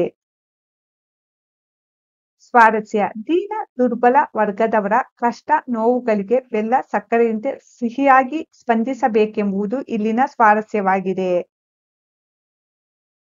ಬಿಟ್ಟ ಸ್ಥಳ ತುಂಬಿ. 1. ಮೈಸೂರು ರಾಜ್ಯದ ಪರಮೋಚ್ಚಾರ ಅಧಿಕಾರ ಹಿಡಿದವರು ಡ್ಯಾಸ್. ಉತ್ತರ: ಮಿರ್ಜಾ ಸಾಹೇಬ. 2. ಮಿರ್ಜಾ ಅವರ ಕಾಲಕ್ಕೆ ಡಿವಿಜಿ ದೊಡ್ಡ ಡ್ಯಾಸ್ ಎಂದು ವಿದ್ಯಾವಂತರ ವಲಯದಲ್ಲಿ ಹೆಸರಾಗಿದ್ದರು. ಉತ್ತರ: ಮೇಧಾವಿ. 3. ಮುಳುಬಾಗಿಲು ಡ್ಯಾಸ್ ಜಿಲ್ಲೆಗೆ ಸೇರಿದೆ. ಉತ್ತರ: ಕೋಲಾರ. 4. ಡಿವಿಜಿ ಅವರು ಮುಳುಬಾಗಿಲ ಡ್ಯಾಸ್ ಶಾಲೆಯಲ್ಲಿ ಲೋಯರ್ ಸೆಕೆಂಡರಿ ಪೂರ್ತಿಗೊಳಿಸಿದರು. ಉತ್ತರ: ಆಂಗ್ಲೋ ವರ್ನಾಕ್ಯುಲರ್. 5. ಡಿವಿಜಿ ಅವರು ಕನ್ನಡ ಸಾರಸ್ವತ ಲೋಕದ ಡ್ಯಾಸ್ ಎಂದು ಕರೆಸಿಕೊಂಡರು. ಉತ್ತರ: ಭೀಷ್ಮ. ಅಭ್ಯಾಸ ಚಟುವಟಿಕೆ. ಕೊಟ್ಟಿರುವ ಪ್ರಶ್ನೆಗಳಿಗೆ ಉತ್ತರಿಸಿ. ಪ್ರಶ್ನೆ 1. ನಾಮಪದ ಎಂದರೇನು? ಉತ್ತರ: ನಾಮ ಪ್ರಕೃತಿಗಳಿಗೆ ನಾಮ ವಿಭಕ್ತಿಗಳು ಸೇರಿ ಆಗುವ ಪದಕ್ಕೆ ನಾಮಪದ ಎನ್ನುವರು. ಪ್ರಶ್ನೆ 2. ನಾಮ ವಿಭಕ್ತಿ ಪ್ರತ್ಯಯಗಳೆಷ್ಟು ಯಾವುವು? ಉತ್ತರ: ನಾಮ ವಿಭಕ್ತಿ ಪ್ರತ್ಯಯಗಳು 7. ಅವುಗಳೆಂದರೆ ಪ್ರಥಮ ವಿಭಕ್ತಿ, ದ್ವಿತೀಯ ವಿಭಕ್ತಿ, ತೃತೀಯ ವಿಭಕ್ತಿ, ಚತುರ್ಥಿ ವಿಭಕ್ತಿ, ಪಂಚಮಿ ವಿಭಕ್ತಿ, ಷಷ್ಠಿ ವಿಭಕ್ತಿ, ಸಪ್ತಮಿ ವಿಭಕ್ತಿ. ಪ್ರಾಯೋಗಿಕ ಅಭ್ಯಾಸ. ಕೊಟ್ಟಿರುವ ವಾಕ್ಯಗಳಲ್ಲಿರುವ ನಾಮಪದಗಳನ್ನು ಆರಿಸಿ ಬರೆಯಿರಿ. 1. ಡಿವಿಜಿಯ ಊರು ಮುಳಬಾಗಿಲು. ನಾಮಪದ ಡಿವಿಜಿ ಮುಳಬಾಗಿಲು. 2. ಬೆಂಗಳೂರಿನ ರೈಲಿನಲ್ಲಿ ಕೂಡಿಸುತ್ತೇನೆ. ನಾಮಪದ ಬೆಂಗಳೂರು ರೈಲು. 3. ವಿಶ್ವೇಶ್ವರಯ್ಯನವರು ದಿವಾನರಾಗಿದ್ದ ಕಾಲವುದು. ನಾಮಪದ ವಿಶ್ವೇಶ್ವರಯ್ಯ ದಿವಾನರು. 4. ಡಿವಿಜಿ ಬಂಧುಗಳ ಮನೆಯಲ್ಲಿ ಒಂದು ಉತ್ಸವ ನಡೆಯಿತು. ನಾಮಪದ ಡಿವಿಜಿ ಮನೆ ಬಂಧುಗಳು. ಕೊಟ್ಟಿರುವ ಪದಗಳಲ್ಲಿರುವ ವಿಭಕ್ತಿ ಪ್ರತ್ಯಯಗಳನ್ನು ಪ್ರತ್ಯೇಕಿಸಿ ಬರೆದು ಇದು ಯಾವ ವಿಭಕ್ತಿ ಎಂಬುದನ್ನು ಬರೆಯಿರಿ. ಪ್ರತ್ಯೇಕಿಸಿ ಬರೆಯಲಾಗಿದೆ. ದಿವಾನರನ್ನು ಅನ್ನು ದ್ವಿತೀಯ ವಿಭಕ್ತಿ, ದಿನದ ದ ಆ ಷಷ್ಠಿ ವಿಭಕ್ತಿ, ಡಿವಿಜಿಗೆ ಗೆ ಚತುರ್ಥಿ ವಿಭಕ್ತಿ, ಬಲದಿಂದ ಇಂದ ಪಂಚಮಿ ವಿಭಕ್ತಿ, ವಲಯದಲ್ಲಿ ಅಲ್ಲಿ ಸಪ್ತಮಿ ವಿಭಕ್ತಿ, ಮಂಕುತಿಮ್ಮನ ಆ ಷಷ್ಠಿ ವಿಭಕ್ತಿ, ಶಿಕ್ಷಣವನ್ನು ಅನ್ನು ದ್ವಿತೀಯ ವಿಭಕ್ತಿ, ಓದಿಗೆ ಗೆ ಚತುರ್ಥಿ ವಿಭಕ್ತಿ, ಸಹಾಯಕ್ಕೆ ಕೆ ಚತುರ್ಥಿ ವಿಭಕ್ತಿ, ಬಂಡಿಯಲ್ಲಿ ಅಲ್ಲಿ ಸಪ್ತಮಿ ವಿಭಕ್ತಿ, ದೆಸೆಯಿಂದ ಇಂದ ಪಂಚಮಿ ವಿಭಕ್ತಿ, ರಸೂಲ್ ಖಾನನ ಆ ಷಷ್ಠಿ ವಿಭಕ್ತಿ. ಡಿವಿಜಿಯವರು 8ನೇ ತರಗತಿ ಕನ್ನಡ ಗದ್ಯ ಭಾಗ 5 ಹೂವಾದ ಹುಡುಗಿ ಪ್ರಶ್ನೋತ್ತರಗಳು. ಕೃತಿಕಾರರ ಪರಿಚಯ. ಎ.ಕೆ. ರಾಮಾನುಜನ್. ಕಾಲ 1929 1993. ಸ್ಥಳ ಮೈಸೂರು. ಕೃತಿಗಳು ಒಕ್ಕಳಲ್ಲಿ ಹೂವಿಲ್ಲ ಮತ್ತು ಇತರ ಕಥೆಗಳು, ಕುಂಟೆಬಿಲ್ಲೆ, ಮತ್ತೊಬ್ಬನ ಆತ್ಮಚರಿತೆ, ಸಾಲು ಸಂಪಿಗೆ ನೆರಳು ಮುಂತಾದವು. ವೃತ್ತಿ ದಕ್ಷಿಣ ಭಾರತ ಮತ್ತು ಅಮೆರಿಕದ ವಿವಿಧ ವಿಶ್ವವಿದ್ಯಾಲಯಗಳಲ್ಲಿ ಪ್ರಾಧ್ಯಾಪಕರಾಗಿ ಸೇವೆ ಸಲ್ಲಿಸಿದರು. ಪ್ರಶಸ್ತಿ ಭಾರತ ಸರ್ಕಾರದ ಪದ್ಮಶ್ರೀ ಪ್ರಶಸ್ತಿ, ಮಾರ್ಕ್ ಆರ್ಥರ್ ಫೆಲೋಶಿಪ್ ಗೌರವ ಸಂದಿದೆ. ಪ್ರಸ್ತುತ ಹೂವಾದ ಹುಡುಗಿ ಜಾನಪದ ಕಥೆಯನ್ನು ಶ್ರೀ ಎ.ಕೆ. ರಾಮಾನುಜನ್ ಅವರು ಸಂಪಾದಿಸಿರುವ ಸಾಲು ಸಂಪಿಗೆ ನೆರಳು ಕೃತಿಯಿಂದ ಆಯ್ದು ನಿಗದಿಪಡಿಸಿದೆ. ಕೊಟ್ಟಿರುವ ಪ್ರಶ್ನೆಗಳಿಗೆ ಒಂದು ವಾಕ್ಯದಲ್ಲಿ ಉತ್ತರಿಸಿ. ಪ್ರಶ್ನೆ 1. ಮುದುಕಿಯ ಕಿರಿಯ ಮಗಳು ಏಕೆ ಹೂವಿನ ಗಿಡವಾದಳು? ಉತ್ತರ. ಮುದುಕಿಯ ಕಿರಿಯ ಮಗಳು ಕೂಲಿ ಮಾಡಿ ತಮ್ಮನ್ನು ಸಾಕುತ್ತಿದ್ದ ತಾಯಿಗೆ ಹೂ ಮಾರಿ ಸಹಾಯ ಮಾಡಬೇಕೆಂದು ಹೂವಿನ ಗಿಡವಾದಳು. ಪ್ರಶ್ನೆ 2. ದೊರೆಯ ಹೆಂಡತಿ ಹೂವಿಗೆ ಎಷ್ಟು ಹಣ ಕೊಟ್ಟಳು? ಉತ್ತರ. ದೊರೆಯ ಹೆಂಡತಿ ಹೂವಿಗೆ 1 ಮೊಗೆ ಅಂದರೆ ಬೊಗಸೆ ಹಣ ಕೊಟ್ಟಳು. ಪ್ರಶ್ನೆ 3. ಹೂವಾಗುವ ಹುಡುಗಿಯ ವಿಚಾರವನ್ನು ದೊರೆಯ ಮಗ ಯಾರ ಬಳಿ ಹೇಳಿದ? ಉತ್ತರ. ಹೂವಾಗುವ ಹುಡುಗಿಯ ವಿಚಾರವನ್ನು ದೊರೆಯ ಮಗ ಮಂತ್ರಿಯ ಮಗನ ಬಳಿ ಹೇಳಿದ. ಪ್ರಶ್ನೆ 4. ದೊರೆಯ ಚಿಕ್ಕ ಮಗಳು ಗೆಳತಿಯರೊಂದಿಗೆ ಎಲ್ಲಿಗೆ ಹೋದಳು? ಉತ್ತರ. ದೊರೆಯ ಚಿಕ್ಕ ಮಗಳು ಗೆಳತಿಯರೊಂದಿಗೆ ಸೂರ್ಯವನ್ನೇ ಉದ್ಯಾನವನಕ್ಕೆ ಹೋದಳು. ಪ್ರಶ್ನೆ 5. ಪಟ್ಟಣಕ್ಕೆ ಹಿಂತಿರುಗುವಾಗ ಅಕ್ಕ ತಮ್ಮನಿಗೆ ಏನು ಉಡುಗೊರೆ ನೀಡಿದಳು? ಉತ್ತರ. ಪಟ್ಟಣಕ್ಕೆ ಹಿಂತಿರುಗುವಾಗ ಅಕ್ಕ ತಮ್ಮನಿಗೆ ಬೇಕಾದಷ್ಟು ಐಸಿರಿಯ ಉಡುಗೊರೆ ನೀಡಿದಳು. ಕೊಟ್ಟಿರುವ ಪ್ರಶ್ನೆಗಳಿಗೆ 3-4 ವಾಕ್ಯದಲ್ಲಿ ಉತ್ತರಿಸಿ. ಪ್ರಶ್ನೆ 1. ಅರಮನೆಗೆ ಹೂವು ಎಲ್ಲಿಂದ ಬರುತ್ತದೆಂದು ದೊರೆ ಮಗ ಹೇಗೆ ಕಂಡುಹಿಡಿದನು? ಉತ್ತರ. ಮುದುಕಿಯ ಹಿರಿಯ ಮಗಳು ಅರಮನೆಗೆ ಹೂ ತಂದು ಕೊಡುವುದನ್ನು ನೋಡಿ ಹೂವು ಇವರಿಗೆ ಎಲ್ಲಿಂದ ಬರುತ್ತದೆ ಎಂದು ಯೋಚನೆ ಮಾಡಿ ದೊರೆಯ ಮಗ ಹುಡುಗಿಯನ್ನೇ ಹಿಂಬಾಲಿಸಿ ಹೋಗಿ ನೋಡಿದ. ಆ ಮನೆಯ ಸುತ್ತಮುತ್ತ ಹೂವಿನ ಗಿಡಗಳಿಲ್ಲದನ್ನು ಗಮನಿಸಿ ಮಾರನೇ ದಿನ ಸೂರ್ಯ ಹುಟ್ಟುವ ಮೊದಲೇ ಹೋಗಿ ಹುಡುಗಿಯರಿದ್ದ ದೊಡ್ಡ ಮರದ ಮೇಲೆ ಕುಳಿತುಕೊಂಡ. ಆಗ ತಂಗಿ ಹೂವಿನ ಗಿಡವಾದಳು. ಅಕ್ಕ ಎಚ್ಚರಿಕೆಯಿಂದ ಹೂ ಬಿಡಿಸಿದ್ದನ್ನು ದೊರೆ ಮಗ ಕಂಡುಕೊಂಡನು. ಪ್ರಶ್ನೆ 2. ತಂಗಿ ಹೇಗೆ ಹೂವಿನ ಗಿಡವಾಗುತ್ತಿದ್ದಳು? ಉತ್ತರ. ಮುದುಕಿಯ ಮನೆಯ ಬಳಿ ಒಂದು ಮರವಿತ್ತು. ಅಕ್ಕ ತಂಗಿಯರು ಅದರ ಕೆಳಗೆ ಗುಡಿಸಿ ಸಾರಿಸಿ ರಂಗೋಲಿ ಇಟ್ಟು 2 ಬಿಂದಿಗೆಯಲ್ಲಿ ನೀರು ತುಂಬಿಸಿ ಇಡುತ್ತಿದ್ದರು. ನಂತರ ತಂಗಿ ದೇವರ ಧ್ಯಾನ ಮಾಡುತ್ತಾ ಕೂರುವಳು. ಅಕ್ಕ ಅವಳ ಮೇಲೆ 1 ಬಿಂದಿಗೆ ನೀರು ಸುರಿಯುವಳು. ಆಗ ತಂಗಿ ಘಮಘಮಿಸುವ ಹೂವಿನ ಗಿಡವಾಗುತ್ತಿದ್ದಳು. ಪ್ರಶ್ನೆ 3. ದೊರೆಯ ಮಗ ದೇಶಾಂತರ ಹೋಗಲು ಕಾರಣವೇನು? ಉತ್ತರ. ದೊರೆಯ ಮಗನಿಗೆ ತನ್ನ ತಂಗಿ ಮತ್ತು ಅವಳ ಗೆಳತಿಯರು ಸೂರ್ಯವನ್ನೇ ತೋಟಕ್ಕೆ ಉಯ್ಯಾಲೆ ಆಡೋಕೆ ಹೆಂಡತಿಯನ್ನು ಕರೆದುಕೊಂಡು ಹೋಗಿದ್ದು, ಅಲ್ಲಿ ಆತನ ಹೆಂಡತಿ ಹೂವಿನ ಗಿಡವಾಗಿ ಅರ್ಧಂಬರ್ಧ ದೇಹವಾಗಿರುವ ನಿಜ ಸಂಗತಿ ಅವನಿಗೆ ತಿಳಿಯದೆ ತನ್ನ ಹೆಂಡತಿ ತಪ್ಪಿಸಿಕೊಂಡಿದ್ದಾಳೆಂದು ತಿಳಿದು ಬೇಸರಗೊಂಡು ಸನ್ಯಾಸಿಯಂತೆ ಬಟ್ಟೆ ತೊಟ್ಟುಕೊಂಡು ದೇಶಾಂತರ ಹೊರಟನು. ಪ್ರಶ್ನೆ 4. ಅರ್ಧಂಬರ್ಧ ದೇಹವಾಗಿದ್ದವಳು ಹೇಗೆ ರಾಣಿಯ ಅರಮನೆ ಸೇರಿದಳು? ಉತ್ತರ. ಅರ್ಧಂಬರ್ಧ ದೇಹವಾಗಿದ್ದ ಹೂವಿನ ಹುಡುಗಿಯು ಅವಳ ಗಂಡನ ದೊಡ್ಡಕ್ಕಳನ್ನು ಮದುವೆ ಮಾಡಿಕೊಟ್ಟಿದ್ದ ಪಟ್ಟಣದಲ್ಲಿ ಆಳು ಮಂಟಪದಲ್ಲಿ ಬಿದ್ದಿದ್ದಳು. ಆ ಪಟ್ಟಣದ ಗೌಡೆಯರು ದಾದಿಯರು ದಿನವಾಹಿ ನೀರಿಗೆ ಹೋಗಿ ಬರುವಾಗ ಅವಳನ್ನು ನೋಡಿ ರಾಣಿಗೆ, ಅಮ್ಮ, ಅವಳನ್ನು ನೋಡಿದರೆ ನಿಮ್ಮ ತಮ್ಮನ ಹೆಂಡತಿಯಂತೆ ಕಾಣುತ್ತಾಳೆ, ಕರೆದು ತರಲೆ ಎನ್ನುತ್ತಾರೆ. ಮೊದಲು ಅರ್ಧಂಬರ್ಧ ದೇಹವಾಗಿದ್ದ ಹುಡುಗಿಯನ್ನು ಅರಮನೆಗೆ ಸೇರಿಸಿಕೊಳ್ಳಲು ಒಪ್ಪದ ರಾಣಿ ದಾದಿಯರ ಒತ್ತಾಯಕ್ಕೆ ಒಪ್ಪಿದಳು. ಹೀಗೆ ಅರ್ಧಂಬರ್ಧ ದೇಹವಾಗಿದ್ದ ಹುಡುಗಿ ರಾಣಿಯ ಅರಮನೆ ಸೇರಿದಳು. ಕೊಟ್ಟಿರುವ ಪ್ರಶ್ನೆಗಳಿಗೆ 8-10 ವಾಕ್ಯದಲ್ಲಿ ಉತ್ತರಿಸಿ. ಪ್ರಶ್ನೆ 1. ದೊರೆಯ ಕಿರಿಯ ಮಗಳು ತನ್ನ ಅತ್ತಿಗೆಗೆ ಮಾಡಿದ ದ್ರೋಹವೇನು? ಉತ್ತರ.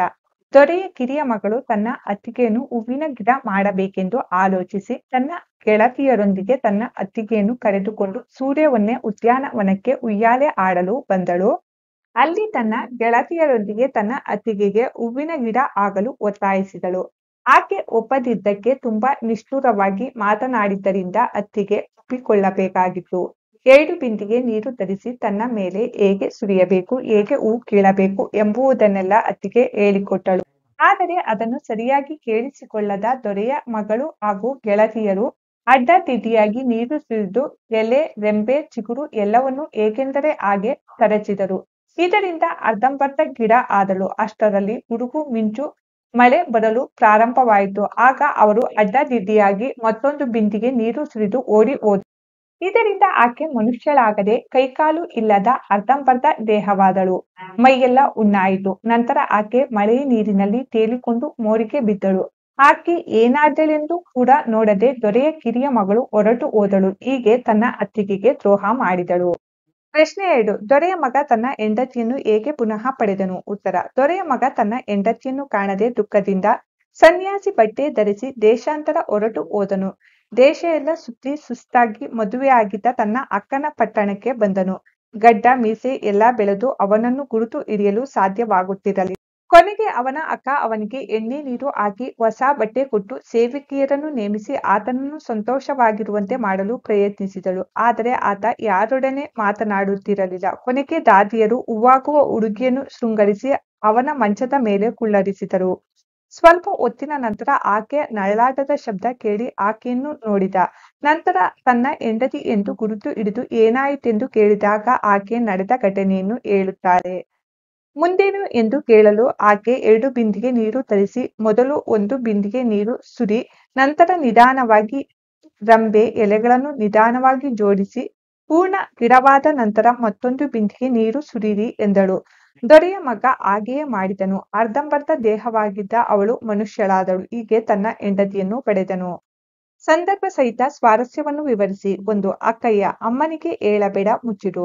ಆಯ್ಕೆ. ಈ ವಾಕ್ಯವನ್ನು ಎ. ಕೆ. ರಾಮಾನುಜನ್ ಅವರು ಸಂಪಾದಿಸಿರುವ ಸಾಲು ಸಂಪಿಗೆ ನೆರಳು ಕೃತಿಯಿಂದ ಆರಿಸಲಾಗಿರುವ ಹೂವಾದ ಹುಡುಗಿ ಗದ್ಯದಿಂದ ಆರಿಸಿಕೊಳ್ಳಲಾಗಿದೆ.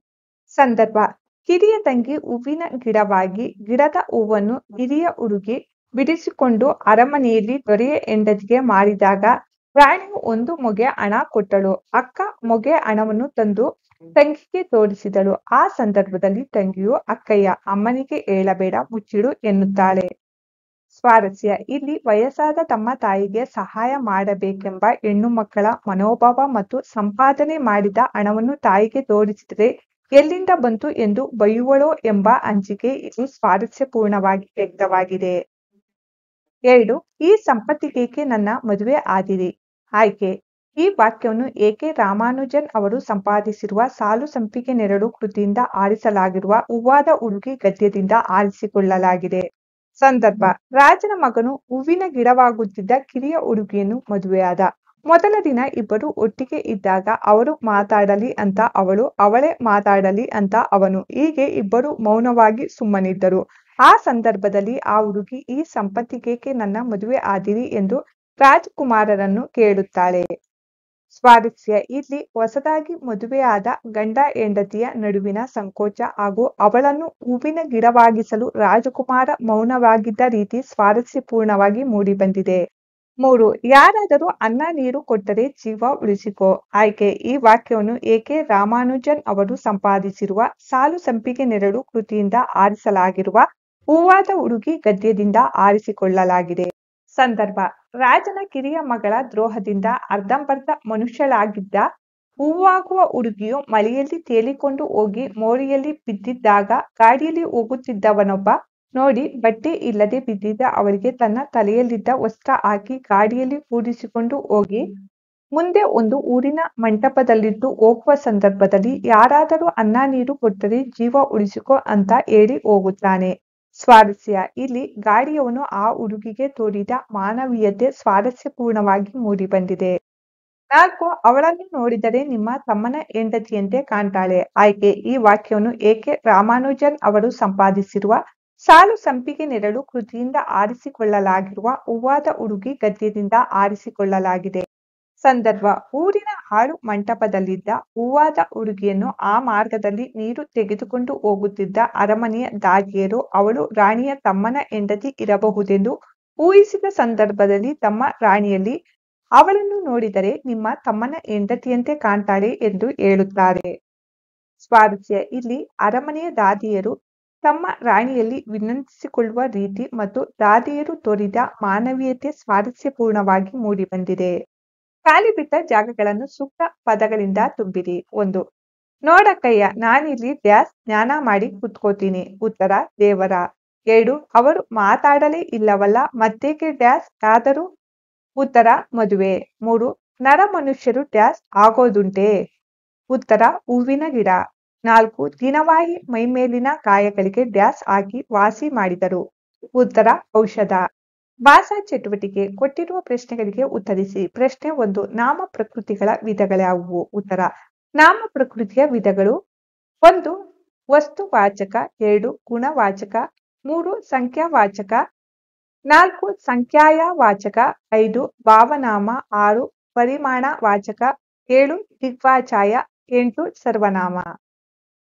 ಪ್ರಶ್ನೆ 2. ಭಾವನಾಮ ಎಂದರೇನು. ಉತ್ತರ ವಸ್ತು ಮತ್ತು ಕ್ರಿಯೆಗಳ ಭಾವವನ್ನು ತಿಳಿಸುವ ಪದಗಳಿಗೆ ಭಾವನಾಮ ಎನ್ನುವರು. ಉದಾಹರಣೆಗೆ ಬಿಳಿತರ ಭಾವ ಬಿಳುಪು, ಹಿರಿತರ ಭಾವ ಹಿರಿಮೆ, ನೋಡುವುದರ ಭಾವ ನೋಟ. ಪ್ರಶ್ನೆ 3. ಸರ್ವನಾಮ ಎಂದರೇನು ವಿಧಗಳ್ಯಾವುವು. ಉತ್ತರ ನಾಮಪದಗಳ ಬದಲಾಗಿ ಉಪಯೋಗಿಸುವ ಪದಗಳಿಗೆ ಸರ್ವನಾಮಗಳೆನ್ನುವರು. ಇವುಗಳನ್ನು 3 ವಿಧಗಳಾಗಿ ವಿಂಗಡಿಸಲಾಗಿದೆ. 1. ಪುರುಷಾರ್ಥಕ ಸರ್ವನಾಮ 2. ಪ್ರಶ್ನಾರ್ಥಕ ಸರ್ವನಾಮ 3.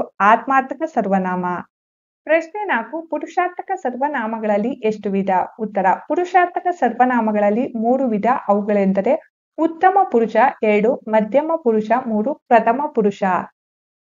ಪ್ರಾಯೋಗಿಕ ಭಾಷಾಭ್ಯಾಸ ಕೊಟ್ಟಿರುವ ಪದಗಳಲ್ಲಿ ರೂಢ, ಅನ್ವರ್ಥ ಮತ್ತು ಅಂಕಿತ ನಾಮಗಳನ್ನು ವಿಂಗಡಿಸಿ ಬರೆಯಿರಿ. ರೂಢನಾಮ ರಾಜ, ಗಾಳಿ. ಅನ್ವರ್ಥನಾಮ ವ್ಯಾಪಾರಿ, ದೇವಸ್ಥಾನ. ಅಂಕಿತನಾಮ ಅಡಗೂರು, ಕಾಲ. ಪ್ರಶ್ನೆ 2. ಕೊಟ್ಟಿರುವ ಪದಗಳಲ್ಲಿರುವ ಪ್ರಥಮ ಪುರುಷ, ಮಧ್ಯಮ ಪುರುಷ ಮತ್ತು ಉತ್ತಮ ಪುರುಷ ಪದಗಳನ್ನು ಆರಿಸಿ ಬರೆಯಿರಿ. ಪ್ರಥಮ ಪುರುಷ ಇವನು, ಅವಳು, ಇವಳು, ಅವರು. ಮಧ್ಯಮ ಪುರುಷ ನೀನು, ಉತ್ತಮ ಪುರುಷ ನಾನು. ಚಟುವಟಿಕೆ ಕೊಟ್ಟಿರುವ ಪದಗಳನ್ನು ಸ್ವಂತ ವಾಕ್ಯದಲ್ಲಿ ಬಳಸಿ. ವಾಕ್ಯ ಜ್ಞಾನ ಮಾಡು. ನಾನು ಪ್ರತಿನಿತ್ಯ 10 ನಿಮಿಷಗಳ ಕಾಲ ದೇವರ ಜ್ಞಾನ ಮಾಡುತ್ತೇನೆ. ಬಡವರು. ಬಡವರಿಗಾಗಿ ಸರ್ಕಾರ ಅನ್ನಭಾಗ್ಯ ಯೋಜನೆಯನ್ನು ಜಾರಿಗೆ ತಂದಿದೆ. ಸಂಪಾದನೆ ವಿದ್ಯಾವಂತರಾಗಿ ನಾವು ಒಳ್ಳೆಯ ರೀತಿಯಲ್ಲಿ ಹಣ ಸಂಪಾದನೆ ಮಾಡಬೇಕು. ಉಡುಗೊರೆ ನನ್ನ ಹುಟ್ಟುಹಬ್ಬಕ್ಕೆ ನನ್ನ ಅಣ್ಣ ನನಗೆ ತುಂಬಾ ಇಷ್ಟವಾದ ಸೈಕಲ್ ಅನ್ನು ಉಡುಗೊರೆಯಾಗಿ ನೀಡಿದರು. ಕೊಟ್ಟಿರುವ ವಾಕ್ಯಗಳನ್ನು ಗ್ರಾಂಥಿಕ ರೂಪದಲ್ಲಿ ಬರೆಯಿರಿ. 1. ನೀನು ಹೂ ತಕೊಂಡು ಹೋಗಿ ಮಾರ್ಕೊಂಡು ಬಂದ್ಬಿಡೆ. ಗ್ರಾಂಥಿಕ ರೂಪ ನೀನು ಹೂ ತೆಗೆದುಕೊಂಡು ಹೋಗಿ ಮಾಡಿಕೊಂಡು ಬಂದು ಬಿಡೆ. 2. ದಾದಿಯರು ಗೋಗರೆಯುವುದಕ್ಕೆ ಒಪ್ಕೊಳ್ತಾಳೆ. ಗ್ರಾಂಥಿಕ ರೂಪ ದಾದಿಯರು ಗೋಗರೆಯುವುದಕ್ಕೆ ಒಪ್ಪಿಕೊಳ್ಳುತ್ತಾಳೆ. 3. ತಾಯಿ ಅಣ್ಣನನ್ನು ಕೇಳ್ಕೊಂಡು ಕರ್ಕೊಂಡೋಗು ಅಂತಾಳೆ. ಗ್ರಾಂಥಿಕ ರೂಪ ತಾಯಿಯು ಅಣ್ಣನನ್ನು ಕೇಳಿ ಕರೆದುಕೊಂಡು ಹೋಗು ಅನ್ನುತ್ತಾಳೆ. ಗದ್ಯ ಭಾಗ 6 ಯಶೋಧರೆ ಪ್ರಶ್ನೋತ್ತರಗಳು. ಕೃತಿಕಾರರ ಪರಿಚಯ. ಮಾಸ್ತಿ ವೆಂಕಟೇಶ ಅಯ್ಯಂಗಾರ್. ಕಾಲ 1891 ರಿಂದ 1986. ಸ್ಥಳ ಕೋಲಾರ ಜಿಲ್ಲೆಯ ಮಾಲೂರು ತಾಲೂಕಿನ ಮಾಸ್ತಿ. ವೃತ್ತಿ ಅಸಿಸ್ಟೆಂಟ್ ಕಮಿಷನರ್ ಆಗಿ ರಾಜ್ಯದ ವಿವಿಧೆಡೆ ಕರ್ತವ್ಯ ನಿರ್ವಹಿಸಿದರು. ಕೃತಿಗಳು ಗೌತಮಿ ಹೇಳಿದ ಕತೆ, ಸಾರಿಪುತ್ತನ ಕೊನೆಯ ದಿನಗಳು, ಕುಚೇಲನ ಭಾಗ್ಯ, ಹೇಮಕೂಟದಿಂದ ಬಂದ ಮೇಲೆ, ಚಿಕ್ಕವೀರ ರಾಜೇಂದ್ರ ಮುಂತಾದವು. ಪ್ರಶಸ್ತಿ ಜ್ಞಾನಪೀಠ ಪ್ರಶಸ್ತಿ ದೊರೆತಿದೆ. ಪ್ರಸ್ತುತ ಗದ್ಯ ಭಾಗವನ್ನು ಮಾಸ್ತಿ ವೆಂಕಟೇಶ ಅಯ್ಯಂಗಾರರ ಯಶೋಧರೆ ನಾಟಕದಿಂದ ಸಂಪಾದಿಸಿ ನಿಗದಿಪಡಿಸಿದೆ. ಕೆಳಗಿನ ಪ್ರಶ್ನೆಗಳಿಗೆ ಒಂದು ವಾಕ್ಯದಲ್ಲಿ ಉತ್ತರಿಸಿ. ಪ್ರಶ್ನೆ 1. ಯಶೋಧರೆ ಮತ್ತೊಮ್ಮೆ ಯಾರನ್ನು ನೀಡಬೇಕೆಂದು ರಾಜನಲ್ಲಿ ಬೇಡುತ್ತಾಳೆ. ಉತ್ತರ ಯಶೋಧರೆ ಮತ್ತೊಮ್ಮೆ ತನ್ನ ಪತಿಯನ್ನು ನೀಡಬೇಕೆಂದು ರಾಜನಲ್ಲಿ ಬೇಡುತ್ತಾಳೆ. ಪ್ರಶ್ನೆ 2. ತಂದೆಯನ್ನು ಕರೆತರಲು ಹೋಗುವೆನೆಂದು ಹೇಳಿದವರ್ಯಾರು. ಉತ್ತರ ತಂದೆಯನ್ನು ಕರೆತರಲು ಹೋಗುವೆನೆಂದು ರಾಹುಲ ಹೇಳಿದನು. ಪ್ರಶ್ನೆ 3. ರಾಜನಿಗೆ ಕನಸಿನ ವಿಚಾರವನ್ನು ತಿಳಿಸಿದವರ್ಯಾರು. ಉತ್ತರ ರಾಜನಿಗೆ ಕನಸಿನ ವಿಚಾರವನ್ನು ಅಂಬಿಕೆ ತಿಳಿಸಿದಳು. ಪ್ರಶ್ನೆ 4. ಸಂಪ್ರದಾಯಕ್ಕೆ ವಿರುದ್ಧವಾದದ್ದು ಯಾವುದು. ಉತ್ತರ: ಸನ್ಯಾಸಿ ಆದವನು ಸತಿಯನ್ನು ನೋಡುವುದು ಸಂಪ್ರದಾಯಕ್ಕೆ ವಿರುದ್ಧವಾದುದು. ಪ್ರಶ್ನೆ 5. ಈಗ ನೀನಿರುವ ರೀತಿ ಯಾವುದೆಂದು ಯಶೋಧರೆಯನ್ನು ರಾಜ ಕೇಳಿದನು. ಉತ್ತರ: ಈಗ ನೀನಿರುವ ರೀತಿ ಸನ್ಯಾಸತ್ವದ ಸ್ಥಿತಿ ಎಂದು ಯಶೋಧರೆಗೆ ರಾಜ ಕೇಳಿದನು. ಈ ಕೆಳಗಿನ ಪ್ರಶ್ನೆಗಳಿಗೆ 2-3 ವಾಕ್ಯದಲ್ಲಿ ಉತ್ತರಿಸಿ. ಪ್ರಶ್ನೆ 1. ರಾಜನನ್ನು ಪೀಠದಲ್ಲಿ ಕುಳ್ಳಿರಿಸಿ ಯಶೋಧರೆ ಏನೆಂದು ವಿನಂತಿಸುತ್ತಾಳೆ. ಉತ್ತರ: ಯಶೋಧರೆ ರಾಜನನ್ನು ಪೀಠದಲ್ಲಿ ಕುಳ್ಳಿರಿಸಿ, ನಾನು ನಿಮ್ಮ ಸೋದರಿಯ ಮಗಳೆಂದು ಚಿಕ್ಕವಳಿರುವಾಗಲೇ ಕರೆತಂದು ನನ್ನನ್ನು ಸಾಕಿ ಸಲುಹಿದಿರಿ. ನನ್ನನ್ನು ಸೊಸೆಯಾಗಿ ಮನೆ ತುಂಬಿಸಿಕೊಂಡಿರಿ. ಕನಸಿನಲ್ಲೂ ಊಹಿಸಲಾಗದಂತ ಸುಖ ಸಂತೋಷಗಳನ್ನು ನಾನು ನಿಮ್ಮ ಅರಮನೆಯಲ್ಲಿ ಅನುಭವಿಸಿದೆ. ಹಾಗೆಯೇ ನನ್ನ ಪತಿಯನ್ನು ನನಗೆ ಮರಳಿ ನೀಡಿ ನನ್ನನ್ನು ರಕ್ಷಿಸಿರಿ ಎಂದು ವಿನಂತಿಸಿದಳು. ಪ್ರಶ್ನೆ 2. ಯಶೋಧರೆ ಮಂಡಿಯೂರಿ ನಮಸ್ಕರಿಸುತ್ತಾ ಏನು ಹೇಳುತ್ತಾಳೆ. ಉತ್ತರ: ಯಶೋಧರೆ ರಾಜನಿಗೆ ಮಂಡಿಯೂರಿ ನಮಸ್ಕರಿಸುತ್ತಾ, ಇಂದು ഇരുಳಾಗುವುದು, ಇನ್ನೇನು ಮಾಡುವುದು? ನಿದ್ದೆಯಲ್ಲಿ ಮುಳುಗಿದರೆ ಇನ್ನು ಯಾವ ಕನಸಿನ ಮೊಸಳೆ ಹಿಡಿಯುವುದೋ? ಇನ್ನೆಷ್ಟು ಚಿಂತಿಸಬೇಕು? ಚಿಂತೆಗಳೆಲ್ಲ ಭೀತಿಯಲ್ಲಿ ಕಲಕಿವೆ. ನನ್ನನ್ನು ಉದ್ಧರಿಸಬೇಕು ಎಂದು ಹೇಳುತ್ತಾಳೆ. ಪ್ರಶ್ನೆ 3. ರಾಜನು ಈಗ ನೀನಿರುವ ರೀತಿ ಸನ್ಯಾಸವಲ್ಲವೇ ಎನ್ನಲು ಕಾರಣವೇನು. ಉತ್ತರ: ಸಿದ್ಧಾರ್ಥನು ಸನ್ಯಾಸ ಸ್ವೀಕರಿಸಿ ಯಶೋಧರೆಯನ್ನು ಬಿಟ್ಟು ಹೋದ ನಂತರ ಯಶೋಧರೆಯು ತನ್ನ ಪತಿ ಸನ್ಯಾಸ ಸ್ವೀಕರಿಸಿದನೆಂದು ನೆನೆಯುವುದಕ್ಕಾಗಿ ತಾನು ಸಹ ಸನ್ಯಾಸದ ಉಡುಪನ್ನು ಧರಿಸಿದಳು. ಆದ್ದರಿಂದ ರಾಜನು ಈಗ ನೀನಿರುವ ರೀತಿ ಸನ್ಯಾಸವಲ್ಲವೇ ಎಂದು ಹೇಳುತ್ತಾನೆ. ಪ್ರಶ್ನೆ 4. ಯಶೋಧರೆಯ ಆಂತರ್ಯದಲ್ಲಿರುವ ಸಂದೇಹವೇನು. ಉತ್ತರ: ಯಶೋಧರೆ ತನ್ನ ಪತಿಯನ್ನು ಮತ್ತೊಮ್ಮೆ ನೋಡುವ ಪುಣ್ಯ ನನ್ನ ಕಣ್ಣುಗಳಿಗೆ ಇರುವುದೋ ಇಲ್ಲವೋ, ಬಾಲಕನು ತನ್ನ ತಂದೆಯ ನೋಡಬೇಕೆಂದು ಆಶಿಸಲು ಬೇಡವೆನ್ನುವುದು ಸರಿಯೇ ಎಂದು ಆಂತರ್ಯದಲ್ಲಿ ಸಂದೇಹ ಹೊಂದಿದ್ದಳು. ಈ ಕೆಳಗಿನ ಪ್ರಶ್ನೆಗಳಿಗೆ 4-5 ವಾಕ್ಯದಲ್ಲಿ ಉತ್ತರಿಸಿ. ಪ್ರಶ್ನೆ 1. ಬೇಹಿನವರನ್ನು ಕಳುಹಿಸುವ ವಿಚಾರದಲ್ಲಿ ರಾಹುಲನ ಅಭಿಪ್ರಾಯವೇನು. ಉತ್ತರ: ಮರಳಿ ಅರಮನೆಗೆ ಬರುವ ವಿಚಾರದಲ್ಲಿ ಸಿದ್ಧಾರ್ಥನ ಅನಿಸಿಕೆ ಏನಿರಬಹುದು ಎಂದು ತಿಳಿಯಲು ಮಹಾರಾಜನು ಬೇಹುಗಾರರನ್ನು ಕಳುಹಿಸುವುದಾಗಿ ಹೇಳುತ್ತಾನೆ. ಆಗ ರಾಹುಲನು ಅದನ್ನು ಒಪ್ಪುವುದಿಲ್ಲ. ನಾನೀಗಲೇ ಹೋಗಬೇಕು, ನಿಮಗೇನು, ಅಣ್ಣನನ್ನು ನೋಡಿರುವಿರಿ, ನೋಡಬೇಕೆಂದಾಸೆ ನಿಮಗೆ ಅಷ್ಟು ಬಲವಾಗಿಲ್ಲ. ಆದರೆ ನಾನವರನ್ನು ನೋಡಿಲ್ಲ ಅಮ್ಮ. ನಾನು ತಂದೆಯ ಬಳಿಗೆ ಹೋಗಿದ್ದು ಮರಳಿ ಬರುತ್ತೇನೆ, ನಿಜವಾಗಿಯೂ ಬರುತ್ತೇನೆ, ಭಯ ಬೇಡಮ್ಮ. ಅವರನ್ನು ನಾನು ಕರೆತರುವೆನು. ಅವರನ್ನು ನೋಡಬೇಕೆಂದು, ಅವರೊಡನಿದ್ದು ಮಾತನಾಡಬೇಕೆಂದು ನನಗೆ ಬಲು ಆಸೆಯಿದೆ ಎಂದು ಅಭಿಪ್ರಾಯಪಡುತ್ತಾನೆ.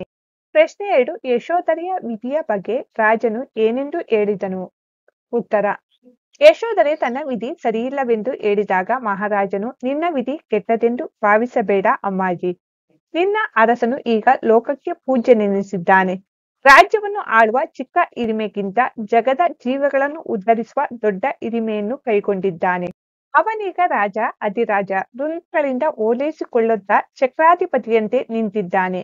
ನೀನು ಏಕೆ ಚಿಂತಿಸುವೆ? ಈ ಬಾಲಕನು ನಿನ್ನ ಈ 10 ವರ್ಷದ ತಪವೇ ರೂಪ ತಳೆದು ನಿನ್ನ ಪತಿಯನ್ನು ಕರೆಯಲು ಹೊರಟಂತೆ ಹೊರಟಿದ್ದಾನೆ. ನಮ್ಮ ಈ ಬಾಲಕನು ನಮ್ಮ ಸಿದ್ಧಾರ್ಥನನ್ನು ಬಿಡದೆ ಕರೆ ತಂದೇ ತರುವನು ಎಂದು ಹೇಳುತ್ತಾನೆ. ಈ ಕೆಳಗಿನ ಹೇಳಿಕೆಗಳನ್ನು ಯಾರು ಯಾರಿಗೆ ಯಾವ ಸಂದರ್ಭದಲ್ಲಿ ಹೇಳಿದರು. 1. ಸೋದರಿಯ ಸುತೆ ಎಂದು ಎಳೆತನದಲ್ಲೇ ನನ್ನ ಕರೆತಂದು ಸಾಕಿದಿರಿ.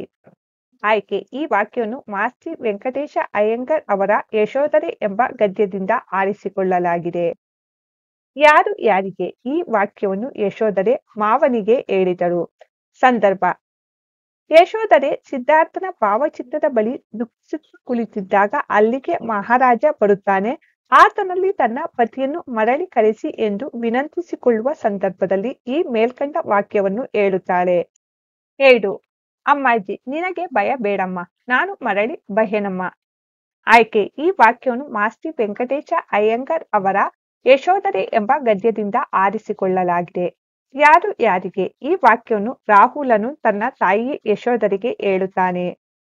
ಸಂದರ್ಭ: ಸಿದ್ಧಾರ್ಥನನ್ನು ಮರಳಿ ಕರೆತರುವ ಬಗ್ಗೆ ಚರ್ಚಿಸುತ್ತಿದ್ದಾಗ ಯಶೋಧರೆ ಬೇಹಿನವರನ್ನು ಕಳುಹಿಸಿ ಸಿದ್ಧಾರ್ಥನ ಅನಿಸಿಕೆಯನ್ನು ತಿಳಿಯೋಣ ಎಂದು ಹೇಳಿದಾಗ ರಾಹುಲನು ಅದಕ್ಕೆ ಒಪ್ಪದೆ ತನ್ನ ತಂದೆಯನ್ನು ಕರೆತರಲು ತಾನೇ ಹೋಗುತ್ತೇನೆ ಎಂದು ಹೇಳುತ್ತಾನೆ.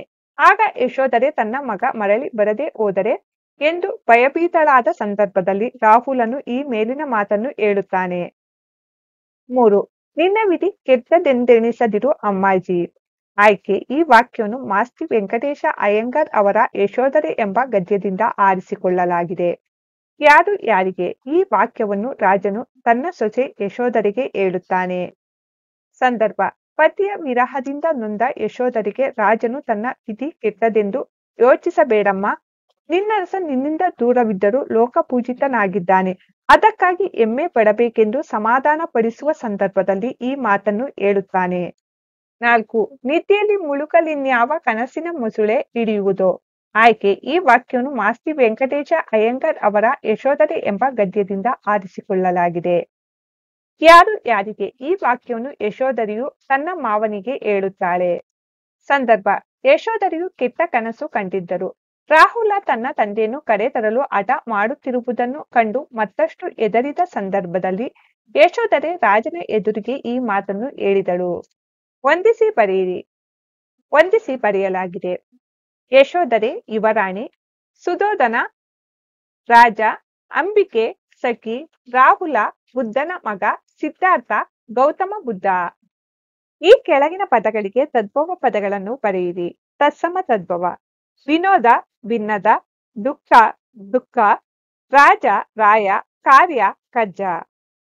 ಈ ಪದಗಳನ್ನು ಬಿಡಿಸಿ ಸಂಧಿಯನ್ನು ಹೆಸರಿಸಿ. ನಿನ್ಮಣ: ನಿನ್ನ ಪ್ಲಸ್ ಅಣ್ಮ ಸವರ್ಣ ದೀರ್ಘ ಸಂಧಿ. ಚಕ್ರಾಧಿಪತಿ: ಚಕ್ರ ಪ್ಲಸ್ ಅಧಿಪತಿ ಸವರ್ಣ ದೀರ್ಘ ಸಂಧಿ. ಹರಕೆಯನ್ನು: ಹರಕೆ ಪ್ಲಸ್ ಅನ್ನು ಯಕಾರಾಗಮ ಸಂಧಿ. ಪತಿಯೊಡನೆ: ಪತಿ ಪ್ಲಸ್ ಒಡನೆ ಎಣ್ ಸಂಧಿ.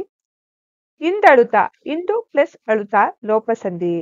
ಅಭ್ಯಾಸ ಚಟುವಟಿಕೆ: ಕೊಟ್ಟಿರುವ ಪ್ರಶ್ನೆಗಳಿಗೆ ಉತ್ತರಿಸಿ. ಪ್ರಶ್ನೆ 1. ಲಿಂಗದ ವಿಧಗಳ್ಯಾವುವು? ಉತ್ತರ: ಲಿಂಗದಲ್ಲಿ 3 ವಿಧಗಳಿವೆ. ಅವುಗಳೆಂದರೆ 1. ಪುಲ್ಲಿಂಗ, 2. ಸ್ತ್ರೀಲಿಂಗ, 3. ನಪುಂಸಕಲಿಂಗ. ಪ್ರಶ್ನೆ 2. ಬಹುವಚನವನ್ನು ನಿದರ್ಶನದ ಮೂಲಕ ವಿವರಿಸಿ. ಒಂದಕ್ಕಿಂತ ಹೆಚ್ಚು ವಸ್ತು ಅಥವಾ ವ್ಯಕ್ತಿಗಳನ್ನು ಸೂಚಿಸುವ ಪದಗಳೇ ಬಹುವಚನ. ನಿದರ್ಶನ: ಮಕ್ಕಳು ಮೈದಾನದಲ್ಲಿ ಆಡುತ್ತಿದ್ದಾರೆ. ಹಸುಗಳು ಹೊಲದಲ್ಲಿ ಮೇಯುತ್ತಿವೆ. 3. ವಾಕ್ಯ ಎಂದರೇನು? ಉತ್ತರ: ಪದಗಳ ಅರ್ಥಪೂರ್ಣ ಸಮೂಹವನ್ನು ವಾಕ್ಯ ಎನ್ನುವರು. ಪ್ರಾಯೋಗಿಕ ಭಾಷಾಭ್ಯಾಸ: ಕೊಟ್ಟಿರುವ ಪದಗಳನ್ನು ಪುಲ್ಲಿಂಗ, ಸ್ತ್ರೀಲಿಂಗ ಮತ್ತು ನಪುಂಸಕ ಲಿಂಗಗಳಾಗಿ ವರ್ಗೀಕರಿಸಿ. ಪುಲ್ಲಿಂಗ: ರಾಹುಲ ರಾಜ ತಂದೆ. ಸ್ತ್ರೀಲಿಂಗ: ಯಶೋಧರೆ ಸಖಿ, ಅಮ್ಮಾಜಿ, ಅಂಬಿಕೆ ಸತಿ. ನಪುಂಸಕಲಿಂಗ: ವಿಧಿ, ಲೋಕ, ಅರಮನೆ, ಸನ್ಯಾಸ, ಹುಲಿ, ಕನಸು. ಪ್ರಶ್ನೆ 2. ಕೊಟ್ಟಿರುವ ಪದಗಳ ಬಹುವಚನ ರೂಪ ಬರೆಯಿರಿ. ನಾನು ನಾವು, ಅಮ್ಮ ಅಮ್ಮಂದಿರು, ಕಿರಿಯ ಕಿರಿಯರು, ರಾಜ ರಾಜರು, ನನ್ನ ನಮ್ಮ, ಲೋಕ ಲೋಕಗಳು, ಬಾಲಕ ಬಾಲಕರು. ಮಗು ಮಕ್ಕಳು, ತಾಯಿ ತಾಯಂದಿರು, ದೇವ ದೇವರು, ಸ್ವರ ಸ್ವರಗಳು, ತಾತ ತಾತಂದಿರು, ನೀನು ನೀವು. ಕೊಟ್ಟಿರುವ ವಾಕ್ಯಗಳಲ್ಲಿ ಕರ್ಮ, ಕ್ರಿಯಾ ಹಾಗೂ ಕರ್ತೃ ಪದಗಳನ್ನು ಆರಿಸಿ ಬರೆಯಿರಿ. 1. ಅಮ್ಮ ಅಣ್ಣನನ್ನು ಕರೆಯುವೆನು. ಕರ್ತೃ ಅಮ್ಮ, ಕರ್ಮ ಅಣ್ಣನನ್ನು, ಕ್ರಿಯೆ ಕರೆಯುವೆನು. 2. ಸನ್ಯಾಸವನ್ನು ಕೊಂಡು ಪತಿಯನ್ನು ಸೇರುವೆನು. ಕರ್ತೃ ಪತಿ, ಕರ್ಮ ಸನ್ಯಾಸವನ್ನು, ಕ್ರಿಯಾ ಸೇರುವೆನು. 3. ಸಿದ್ಧಾರ್ಥನು ಕರೆಯನ್ನು ಕೇಳಿಸಿಕೊಳ್ಳಲಿಲ್ಲ. ಕರ್ತೃ ಸಿದ್ಧಾರ್ಥ, ಕರ್ಮ ಕರೆಯನ್ನು, ಕ್ರಿಯಾ ಕೇಳಿಸಿಕೊಳ್ಳಲಿಲ್ಲ. ಪದಗಳ ಅರ್ಥ: ಬೇವು ಗುಪ್ತಾಚಾರ, ಹಸುಳೆ ಮಗು, ಅವನ ಹೋಮ, ಸುತೆ ಮಗಳು, ಉದ್ಗತೃ ಋತ್ವಿಜ ಯಜ್ಞದಲ್ಲಿ ಸಮಾಗಾನವನ್ನು ಆಡುವವನು. ಗದ್ಯಭಾಗ 7. ಅಮ್ಮ ಪ್ರಶ್ನೋತ್ತರಗಳು. ಕೃತಿಕಾರರ ಪರಿಚಯ: ಡಾಕ್ಟರ್ UR ಅನಂತಮೂರ್ತಿ. ಹೆಸರು: ಉಡುಪಿ ರಾಜಗೋಪಾಲಾಚಾರ್ಯ ಅನಂತಮೂರ್ತಿ. ಕಾಲ 1932 2014. ಸ್ಥಳ: ಶಿವಮೊಗ್ಗ ಜಿಲ್ಲೆಯ ತೀರ್ಥಹಳ್ಳಿ ತಾಲೂಕಿನ ಮಳಿಗೆ ಗ್ರಾಮ. ವೃತ್ತಿ: ಇಂಗ್ಲಿಷ್ ಪ್ರಾಧ್ಯಾಪಕರು. ಮಹಾತ್ಮ ಗಾಂಧಿ ವಿಶ್ವವಿದ್ಯಾಲಯದ ಕುಲಪತಿಗಳಾಗಿಯೂ ಸಹ ಸೇವೆ ಸಲ್ಲಿಸಿದರು. ಕೃತಿ: ಸಂಸ್ಕಾರ, ಭವ, ಅವಸ್ಥೆ, ಭಾರತೀಪುರ ಮುಂತಾದ ಕಾದಂಬರಿಗಳು. ಆವಾಹನೆ, ಮೌನ್ವಿ, ಪ್ರಶ್ನೆ, ಎಂದೆಂದಿಗೂ ಮುಗಿಯದ ಕತೆ, ಕಥಾ ಸಂಕಲನಗಳು, ಮಿಥುನ, ಅಜ್ಜನ ಹೆಗಲ ಸುಕ್ಕುಗಳು ಮುಂತಾದವು.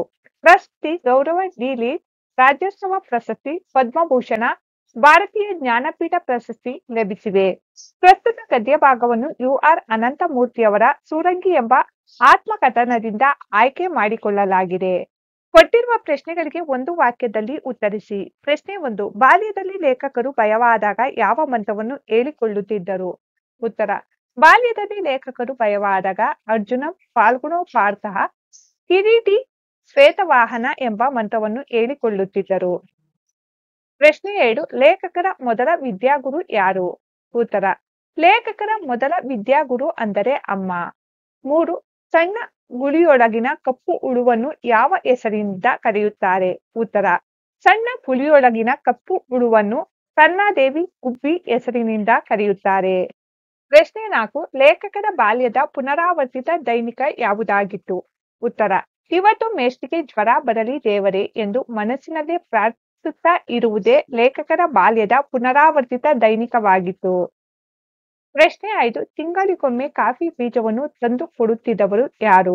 ಉತ್ತರ. ತಿಂಗಳಿಗೊಮ್ಮೆ ಕಾಫಿ ಬೀಜವನ್ನು ಬ್ಯಾರಿ ಒಬ್ಬರು ತಂದು ಕೊಡುತ್ತಿದ್ದರು. ಕೊಟ್ಟಿರುವ ಪ್ರಶ್ನೆಗಳಿಗೆ 2-3 ವಾಕ್ಯದಲ್ಲಿ ಉತ್ತರಿಸಿ. ಪ್ರಶ್ನೆ 1. ಲೇಖಕರ ಅಕ್ಷರಾಭ್ಯಾಸ ಆರಂಭವಾದದ್ದು ಹೇಗೆ? ಉತ್ತರ. ಕೆರೆಕೊಪ್ಪದ ಮನೆಯಲ್ಲಿದ್ದಾಗಲೇ ಲೇಖಕರ ಅಕ್ಷರಾಭ್ಯಾಸ ಪ್ರಾರಂಭವಾಯಿತು. ಆಗ ಸ್ಕೂಲ್ ಹತ್ತಿರ ಇರಲಿಲ್ಲ. ಹಬ್ಬದ ದಿನ ಸರಸ್ವತಿ ನಮಸ್ತುಭ್ಯಂ ವರದೆ ಕಾಮರೂಪಿಣಿ ವಿದ್ಯಾರಂಭಂ ಕರಿಷ್ಯಾಮಿ ಸಿದ್ಧಿರ್ಭವತು ಮೇ ಸದಾ ಎಂದು ಹೇಳಿ ಅವರ ಅಮ್ಮ ನೆಲದಲ್ಲಿ ಮರಳು ಹರಡಿ ಕೂಡಿಸಿ ಬೆರಳು ಹಿಡಿದುಕೊಂಡು ಆ ಅಕ್ಷರವನ್ನು ಬರೆಸಿದರು. ಹೀಗೆ ಲೇಖಕರ ಅಕ್ಷರಾಭ್ಯಾಸ ಆರಂಭವಾಯಿತು.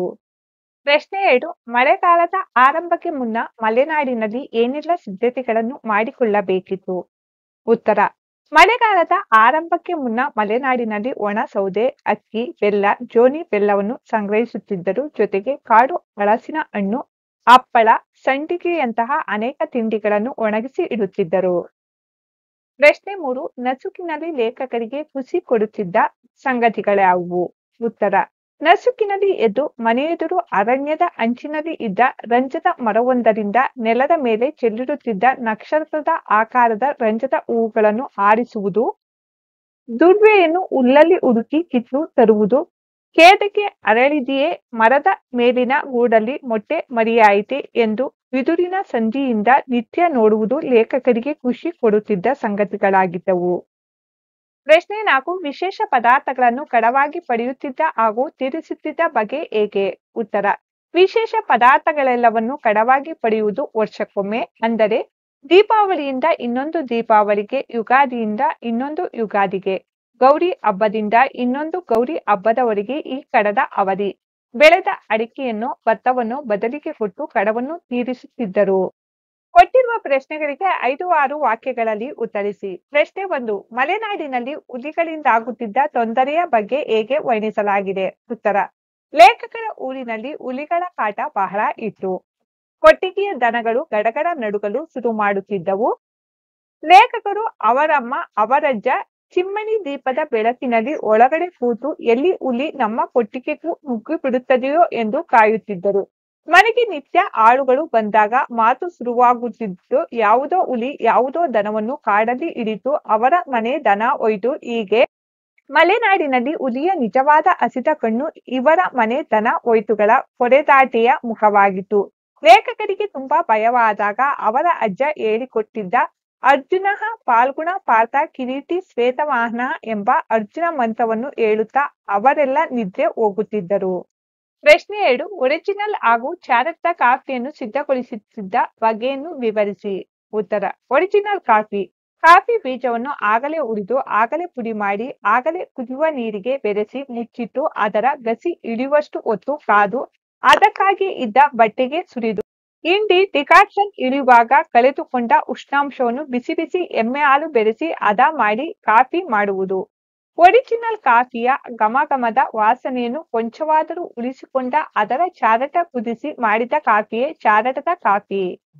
ಸಂದರ್ಭ ಸಹಿತ ಸ್ವಾರಸ್ಯವನ್ನು ವಿವರಿಸಿ. 1. ಸರಸ್ವತಿ ನಮಸ್ತುಭ್ಯಂ ವರದೆ ಕಾಮರೂಪಿಣಿ. ಆಯ್ಕೆ. ಪ್ರಸ್ತುತ ವಾಕ್ಯವನ್ನು ಯು.ಆರ್. ಅನಂತಮೂರ್ತಿಯವರ ಸೂರಂಗಿ ಆತ್ಮಕಥನದಿಂದ ಆಯ್ಕೆ ಮಾಡಿಕೊಳ್ಳಲಾಗಿರುವ ಅಮ್ಮ ಎಂಬ ಗದ್ಯಭಾಗದಿಂದ ಆರಿಸಿಕೊಳ್ಳಲಾಗಿದೆ. ಸಂದರ್ಭ. ಲೇಖಕರಿಗೆ ಕೆರೆಕೊಪ್ಪದ ಮನೆಯಲ್ಲಿದ್ದಾಗಲೇ ಅಕ್ಷರಾಭ್ಯಾಸ ಪ್ರಾರಂಭವಾಯಿತು. ಆಗ ಸ್ಕೂಲ್ ಹತ್ತಿರ ಇರಲಿಲ್ಲ. ಲೇಖಕರಿಗೆ ಅವರ ಅಮ್ಮ ಈ ಮೇಲಿನ ಸ್ತೋತ್ರವನ್ನು ಹೇಳಿ ಅಕ್ಷರಾಭ್ಯಾಸ ಪ್ರಾರಂಭಿಸಿದರು ಎಂದು ಲೇಖಕರು ವಿವರಿಸುವ ಸಂದರ್ಭದಲ್ಲಿ ಈ ಮಾತನ್ನು ಹೇಳಿದ್ದಾರೆ. ಸ್ವಾರಸ್ಯ: ಮನೆಯೇ ಮೊದಲ ಪಾಠಶಾಲೆ, ಜನನಿ ತಾನೇ ಮೊದಲ ಗುರುವು ಎಂಬುದು ಈ ಸಂದರ್ಭದಲ್ಲಿ ಸ್ವಾರಸ್ಯಪೂರ್ಣವಾಗಿ ಮೂಡಿಬಂದಿದೆ. 2. ನನಗೂ ಹೆಣ್ಣು ಮಕ್ಕಳಂತೆ ಉದ್ದ ಕೂದಲಿತ್ತು.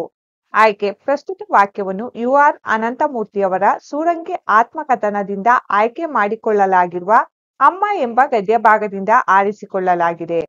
ಸಂದರ್ಭ: ಲೇಖಕರು ತಮಗೆ ಕ್ಷೌಲವಾಗುವುದಕ್ಕೆ ಮೊದಲು ರಂಜದ ಹೂವನ್ನು ಮುಡಿದುಕೊಳ್ಳುತ್ತಿದ್ದುದರ ಬಗ್ಗೆ ತಿಳಿಸುವ ಸಂದರ್ಭದಲ್ಲಿ ತಮಗೂ ಉದ್ದ ಕೂದಲಿದ್ದುದನ್ನು ಸ್ಮರಿಸುತ್ತಾ ಈ ಮಾತನ್ನು ಹೇಳುತ್ತಾರೆ. ಸ್ವಾರಸ್ಯ: ಲೇಖಕರು ತಮಗೂ ಉದ್ದ ಕೂದಲಿದ್ದುದು ಹಾಗೂ ಇಷ್ಟಪಟ್ಟು ರಂಜದ ಹೂವನ್ನು ಮುಡಿಯುತ್ತಿದ್ದುದು ಸ್ವಾರಸ್ಯಪೂರ್ಣವಾಗಿದೆ. 3. ಇವತ್ತು ಮೇಷ್ಟಿಗೆ ಜ್ವರ ಬರಲಿ ದೇವರೇ. ಆಯ್ಕೆ: ಪ್ರಸ್ತುತ ವಾಕ್ಯವನ್ನು ಯು ಆರ್ ಅನಂತಮೂರ್ತಿಯವರ ಸೂರಂಗಿ ಆತ್ಮಕಥನದಿಂದ ಆಯ್ಕೆ ಮಾಡಿಕೊಳ್ಳಲಾಗಿರುವ ಅಮ್ಮ ಎಂಬ ಗದ್ಯಭಾಗದಿಂದ ಆರಿಸಿಕೊಳ್ಳಲಾಗಿದೆ. ಸಂದರ್ಭ: ಲೇಖಕರಿಗೆ ಬಾಲ್ಯದಲ್ಲಿ ಕೃಷ್ಣಪ್ಪಯ್ಯ ಎಂಬ ಮೇಷ್ಟ್ರು ಮನೆ ಪಾಠ ಹೇಳಿಕೊಡುತ್ತಿದ್ದರು. ಅವರು ಬಹಳ ಕಟ್ಟುನಿಟ್ಟು, ಹಾಗಾಗಿ ಲೇಖಕರಿಗೆ ಅವರು ಪಾಠ ಹೇಳಲು ಬರುವುದು ಇಷ್ಟವಿರಲಿಲ್ಲ. ಆ ಸಂದರ್ಭದಲ್ಲಿ ಈ ಮೇಲಿನ ವಾಕ್ಯವನ್ನು ಲೇಖಕರು ಮನಸ್ಸಿನಲ್ಲೇ ಪ್ರಾರ್ಥಿಸುತ್ತಿದ್ದನ್ನು ಲೇಖಕರು ಇಲ್ಲಿ ತಿಳಿಸಿದ್ದಾರೆ. ಸ್ವಾರಸ್ಯ: ಮೇಷ್ಟ್ರು ತುಂಬಾ ಕಟ್ಟುನಿಟ್ಟಿನವರಾಗಿರುವುದರಿಂದ ಲೇಖಕರಿಗೆ ಆತಂಕ ಮೂಡಿಸುತ್ತಿದ್ದು, ಮೇಷ್ಟ್ರಿಗೆ ಜ್ವರ ಬಂದರೆ ಅವರು ಪಾಠ ಹೇಳಿಕೊಡಲು ಬರುವುದಿಲ್ಲ ಎಂದು ಲೇಖಕರು ಹೇಳುವ ಮಾತು ಬಹಳ ಸ್ವಾರಸ್ಯವಾಗಿದೆ. 4. ನನಗೂ ಎಲ್ಲೋ ಒಂದೊಂದು ಸಾರಿ ಈ ಕಾಫಿಯ ಪುಣ್ಯ ಸಿಗುತ್ತಿತ್ತು. ಆಯ್ಕೆ: ಪ್ರಸ್ತುತ ವಾಕ್ಯವನ್ನು ಯು ಆರ್ ಅನಂತಮೂರ್ತಿಯವರ ಸೂರಂಗಿ ಆತ್ಮಕಥನದಿಂದ ಆಯ್ಕೆ ಮಾಡಿಕೊಳ್ಳಲಾಗಿರುವ ಅಮ್ಮ ಎಂಬ ಗದ್ಯಭಾಗದಿಂದ ಆರಿಸಿಕೊಳ್ಳಲಾಗಿದೆ. ಸಂದರ್ಭ: ಲೇಖಕ ಮನೆಯಲ್ಲಿ ಅಜ್ಜಯ್ಯನಿಗೆ, ತಂದೆ ಸಾನುಭೋಗರಿಗೆ ಮತ್ತು ಅವರ ಗೆಳೆಯರಾದ ಊರಿನ ಪಟೇಲರಿಗೆ ಮಾತ್ರ ಒರಿಜಿನಲ್ ಕಾಫಿ ಪುಡಿಯ ಕಾಫಿ ಕೊಡುತ್ತಿದ್ದರು. ಉಳಿದವರಿಗೆ ಮತ್ತು ಲೇಖಕರಿಗೆ ಚಾರಣದ ಕಾಫಿ ದೊರೆಯುತ್ತಿತ್ತು. ಆ ಸಂದರ್ಭದಲ್ಲಿ ಅಪರೂಪಕ್ಕೆ ನನಗೂ ಎಲ್ಲೋ ಒಂದೊಂದು ಸಾರಿ ಈ ಕಾಫಿಯ ಪುಣ್ಯ ಸಿಗುತ್ತಿತ್ತು ಎಂದು ಲೇಖಕರು ಹೇಳಿದ್ದಾರೆ. ಸ್ವಾರಸ್ಯ: ಮನೆಯವರೆಲ್ಲರೂ ಒಳ್ಳೆಯ ಕಾಫಿ ಬೀಜದಿಂದ ಮಾಡಿದ ಕಾಫಿ ಕುಡಿಯುವುದಕ್ಕೂ ಕಷ್ಟವಾಗಿದ್ದ ಅಂದಿನ ಆರ್ಥಿಕ ಪರಿಸ್ಥಿತಿ ಈ ಮಾತಿನಲ್ಲಿ ಸ್ವಾರಸ್ಯಪೂರ್ಣವಾಗಿದೆ. 5. ನನಗೆ ಚಾರುತದ ಕಾಫಿಯೋ. ಆಯ್ಕೆ: ಪ್ರಸ್ತುತ ವಾಕ್ಯವನ್ನು ಯು ಆರ್ ಅನಂತಮೂರ್ತಿಯವರ ಸೂರಂಗಿ ಆತ್ಮಕಥನದಿಂದ ಆಯ್ಕೆ ಮಾಡಿಕೊಳ್ಳಲಾಗಿರುವ ಅಮ್ಮ ಎಂಬ ಗದ್ಯಭಾಗದಿಂದ ಆರಿಸಿಕೊಳ್ಳಲಾಗಿದೆ. ಸಂದರ್ಭ: ಕೈಯಲ್ಲಿ ಕಾಸಾಡದ ಆ ಕಾಲದಲ್ಲಿ ಹಲವು ಸಾರಿ ಲೇಖಕರ ಮನೆಯಲ್ಲಿ ಎಲ್ಲರಿಗೂ ಕಾಫಿ ಮಾಡುವಷ್ಟು ಅನುಕೂಲ ಇರಲಿಲ್ಲ. ಕೆಲವೊಮ್ಮೆ ಅಮ್ಮ ಸ್ವಲ್ಪ ಕಾಫಿ ಪುಡಿಯಲ್ಲಿ 1 ಲೋಟ ಕಾಫಿ ಮಾಡಿ ಅಪ್ಪನಿಗೆ ಕೊಟ್ಟು ಆ ಕಾಫಿ ಮಾಡಿದ ಚಾರಣದಲ್ಲಿ ನನಗೆ, ತನಗೆ ಮತ್ತು ನನ್ನಜ್ಜನಿಗೆ ಕೊಡುತ್ತಿದ್ದರು. ಆ ಸಂದರ್ಭದಲ್ಲಿ ಅಜ್ಜ ಮನೆಗೆ ಹಿರಿಯರಾದ್ದರಿಂದ ಈ ಮೇಲಿನಂತೆ ಹೇಳುತ್ತಿದ್ದರು.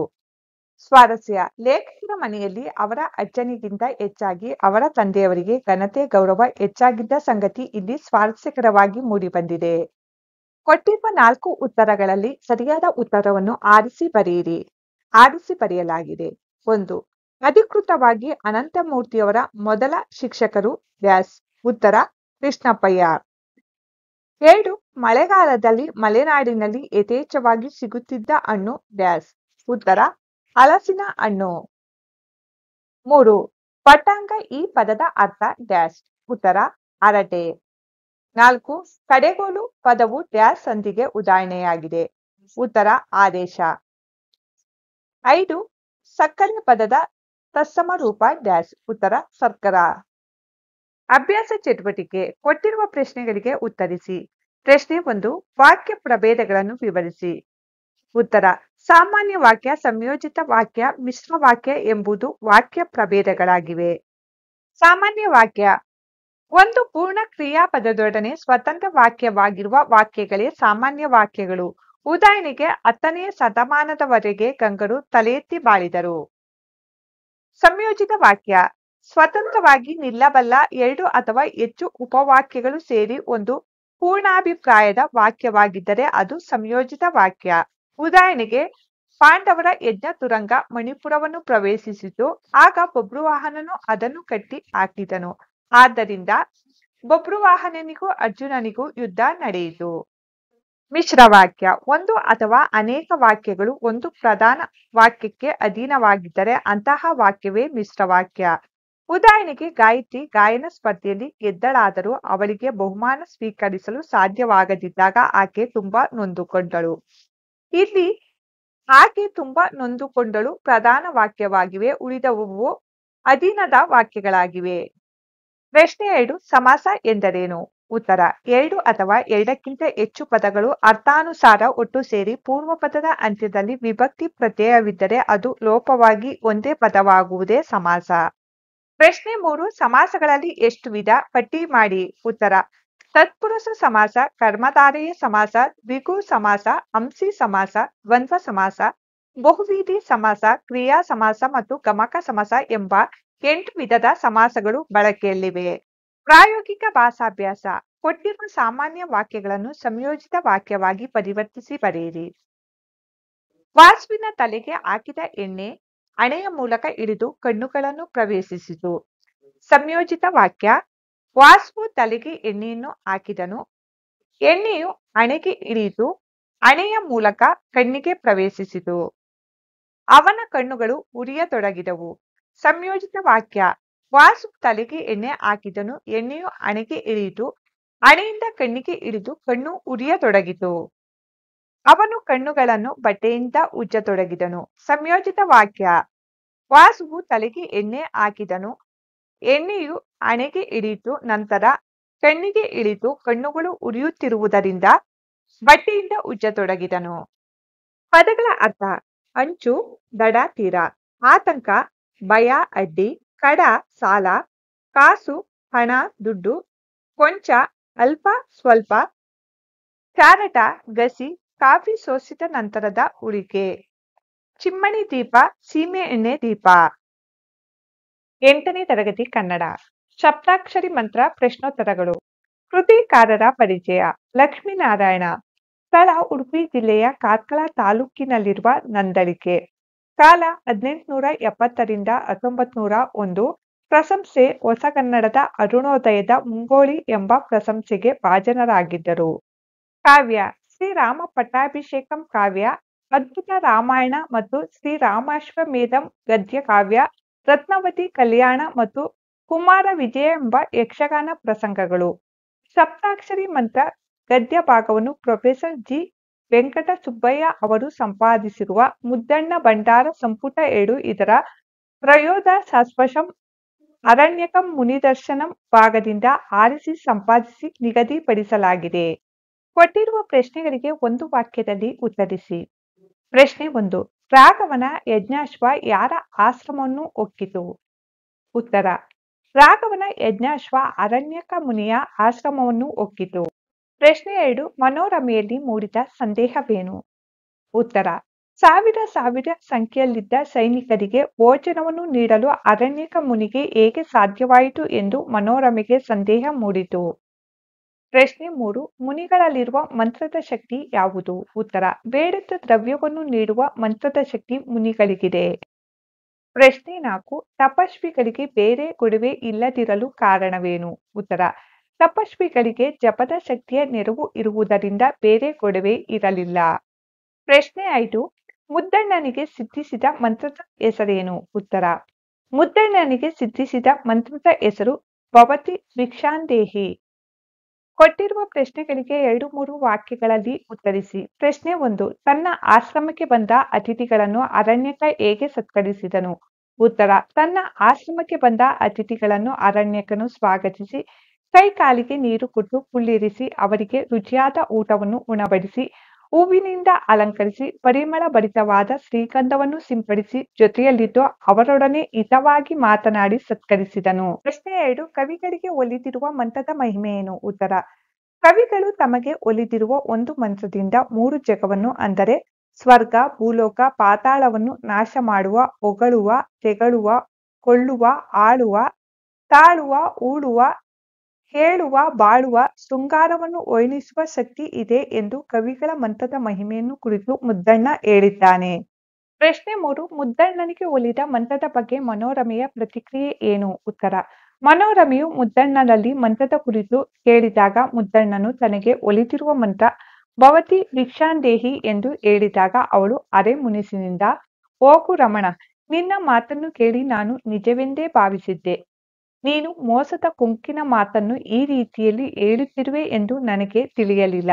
ನೀನು ಕವಿಯೋ ಅಥವಾ ಹಾಸ್ಯಗಾರನೋ ಎಂದು ಪ್ರತಿಕ್ರಿಯಿಸುತ್ತಾಳೆ.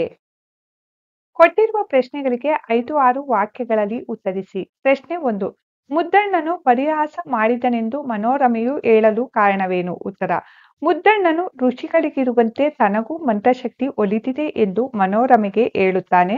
ಅದನ್ನು ಅವಳು ನಿಜವೆಂದೇ ಭಾವಿಸಿ ಆ ಮಂತ್ರ ಯಾವುದು ಎಂದಾಗ ಅವನು, ಆ ಮಂತ್ರವನ್ನು ನಿನಗೆ ಹೇಳುತ್ತೇನೆ, ಆದರೆ ಅದನ್ನು ಬೇರೆ ಯಾರಿಗೂ ಹೇಳಬಾರದು ಎಂದು ಅವಳಲ್ಲಿ ಮತ್ತಷ್ಟು ಕುತೂಹಲ ಕೆರಳಿಸುತ್ತಾನೆ. ಯಾರಲ್ಲಿಯೂ ಹೇಳುವುದಿಲ್ಲ ಎಂದು ಅವಳು ಆಣೆ ಮಾಡುತ್ತಾಳೆ. ಆಗ ಅವನು ತನಗೆ ಒಲಿದಿರುವ ಮಂತ್ರ ಭವತಿ ಭಿಕ್ಷಾಂದೇಹಿ ಎಂದು ಹೇಳುತ್ತಾನೆ. ಅದನ್ನು ಕೇಳಿ ಮನೋರಮೆಗೆ ನಿರಾಶೆಯಾಗುತ್ತದೆ. ಆದ್ದರಿಂದ ಅವಳು, ನೀನು ಕೊಂಕಿನ ಮಾತನ್ನು ಈ ರೀತಿಯಲ್ಲಿ ಹೇಳುತ್ತಿರುವೆ ಎಂದು ನನಗೆ ತಿಳಿಯಲಿಲ್ಲ. ನೀನು ಕವಿಯೋ ಅಥವಾ ಹಾಸ್ಯಗಾರನೋ ಎಂದು ಮುನಿಸಿನಿಂದ ಹೇಳುತ್ತಾಳೆ. ಪ್ರಶ್ನೆ 2. ಮುದ್ದಣ್ಣನಿಗೆ ಒಲಿದ ಮಂತ್ರವನ್ನು ತಿಳಿದುಕೊಳ್ಳುವ ವಿಚಾರದಲ್ಲಿ ಗಂಡ ಹೆಂಡತಿಯರ ನಡುವೆ ನಡೆದ ಸಂಭಾಷಣೆಯನ್ನು ನಿಮ್ಮ ಮಾತುಗಳಲ್ಲಿ ಬರೆಯಿರಿ. ಉತ್ತರ. ಅಶ್ವಮೇಧ ಯಾಗದ ಯಜ್ಞದ ಕುದುರೆ ಅರಣ್ಯಕ ಎಂಬ ಋಷಿಯ ಆಶ್ರಮವನ್ನು ಪ್ರವೇಶಿಸಿದಾಗ ಆ ಋಷಿಯು ಶತ್ರುಘ್ನಾದ್ಯರನ್ನು ಮೃಷ್ಟಾನ್ನ ಭೋಜನ ನೀಡಿ ಸತ್ಕರಿಸಿದ ಸಂಗತಿಯು ಮನೋರಮೆಯಲ್ಲಿ ಆಶ್ಚರ್ಯವನ್ನುಂಟು ಮಾಡುತ್ತದೆ. ಮುದ್ದಣ್ಣನು ಈ ಕಥೆಯನ್ನು ವರ್ಣಿಸುವಾಗ ಮನೋರಮೆಯು ಅರಣ್ಯಕ ಮುನಿಗೆ ಇದು ಹೇಗೆ ಸಾಧ್ಯವಾಯಿತು ಎನ್ನುವಳು. ಆಗ ಮುದ್ದಣ್ಣನು, ಮುನಿಗಳ ಮಂತ್ರಶಕ್ತಿ ಬೇಡಿದ ದ್ರವ್ಯವನ್ನು ಕೂಡಲೇ ತಂದು ಕೊಡುವುದು ಎನ್ನುವನು. ಆಗ ಮನೋರಮೆ, ನೀವು ಅಂತಹ ಒಂದು ಮಂತ್ರವನ್ನು ಹಿರಿಯ ತಪಸ್ವಿಯಿಂದ ಉಪದೇಶ ಪಡೆದುಕೊಂಡರೆ ಆಗುವುದಿಲ್ಲವೇ ಎನ್ನುವಳು. ಆಗ ಮುದ್ದಣ್ಣನು, ನನ್ನ ಗುರುವಿನ ಕಡೆಯಿಂದ ನನಗೂ ಚಿಕ್ಕಂದಿನಲ್ಲೇ ಉಪದೇಶವಾಗಿದೆ ಎನ್ನುವನು. ಮನೋರಮೆ, ಅದು ಯಾವುದು? ಆ ಮಂತ್ರ ನನಗೂ ಹೇಳು ಎನ್ನುವಳು. ಮುದ್ದಣ್ಣನು ಆಗ, ನಾನು ಹೇಳುತ್ತೇನೆ, ನೀನು ಯಾರಲ್ಲೂ ಎಂದೆಂದಿಗೂ ಹೇಳಬಾರದು ಜೋಕೆ ಎನ್ನುವನು. ಅದಕ್ಕೆ ಮನೋರಮೆ, ನಿನ್ನಾಣೆ, ಕುಲದೇವರಾಣೆ, ಎಂದಿಗೂ ಯಾರಿಗೂ ಹೇಳುವುದಿಲ್ಲ ಎನ್ನುತ್ತಾಳೆ. ಆಗ ಮುದ್ದಣ್ಣ, ಭವತಿ ಭಿಕ್ಷಾಂದೇಹಿ ಎನ್ನುವುದು ಇದೇ ಕವಿಗಳಿಗೆ ಸಿದ್ಧಿಸಿರುವ ಹೆಮ್ಮೆಯ ಸಪ್ತಾಕ್ಷರಿ ಮಂತ್ರವಾಗಿದೆ ಎನ್ನುವನು. ಅದನ್ನು ಕೇಳಿದ ಮನೋರಮೆ ನಿರಾಸೆಯಿಂದ, ಹೋಗು, ನಿನ್ನ ಮಾತನ್ನು ನಿಜವೆಂದೇ ನಂಬಿದ್ದೆ, ನಿನ್ನ ಕೊಂಕಿನ ಮಾತನ್ನು ಅರಿಯದಾದೆ. ನೀನು ಕವಿಯೋ ಅಥವಾ ಹಾಸ್ಯಗಾರನೋ ಎಂದು ನಿರಾಸೆಯನ್ನು ವ್ಯಕ್ತಪಡಿಸುವಳು. ಕೊಟ್ಟಿರುವ ಪ್ರಶ್ನೆಗಳಿಗೆ 8-10 ವಾಕ್ಯಗಳಲ್ಲಿ ಉತ್ತರಿಸಿ. ಪ್ರಶ್ನೆ 1. ಶತ್ರುಘ್ನಾದ್ಯರನ್ನು ಅರಣ್ಯಕನು ಸತ್ಕರಿಸಿದ ವಿಚಾರದಲ್ಲಿ ಮುದ್ದಣ್ಣ ಮನೋರಮೆಯರ ಮಧ್ಯೆ ನಡೆದ ಸಂಭಾಷಣೆಯನ್ನು ನಿಮ್ಮ ಮಾತುಗಳಲ್ಲಿ ಬರೆಯಿರಿ. ಉತ್ತರ.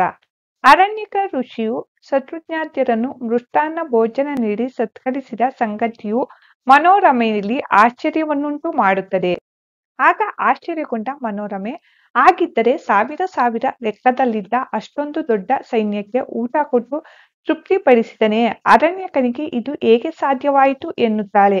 ಅದಕ್ಕೆ ಮುದ್ದಣ್ಣನು, ಮತ್ತೇನು, ಮುನಿಗಳ ಒಂದು ಜಪ ತಪ ಮಂತ್ರದ ಶಕ್ತಿಯೇನು ಕಿರಿದೆ, ಬೇಡಿದ ದ್ರವ್ಯವನ್ನು ಕೂಡಲೇ ತಂದು ಕೊಡುವುದು ಎಂದು ಹೇಳುತ್ತಾನೆ.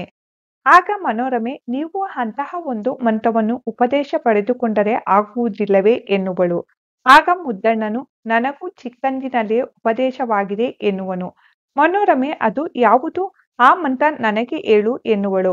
ಮುದ್ದಣ್ಣನು, ಹೇಳುತ್ತೇನೆ, ನೀನು ಯಾರಲ್ಲಿಯೂ ಎಂದೆಂದಿಗೂ ಹೇಳಬಾರದು ಎನ್ನುವನು.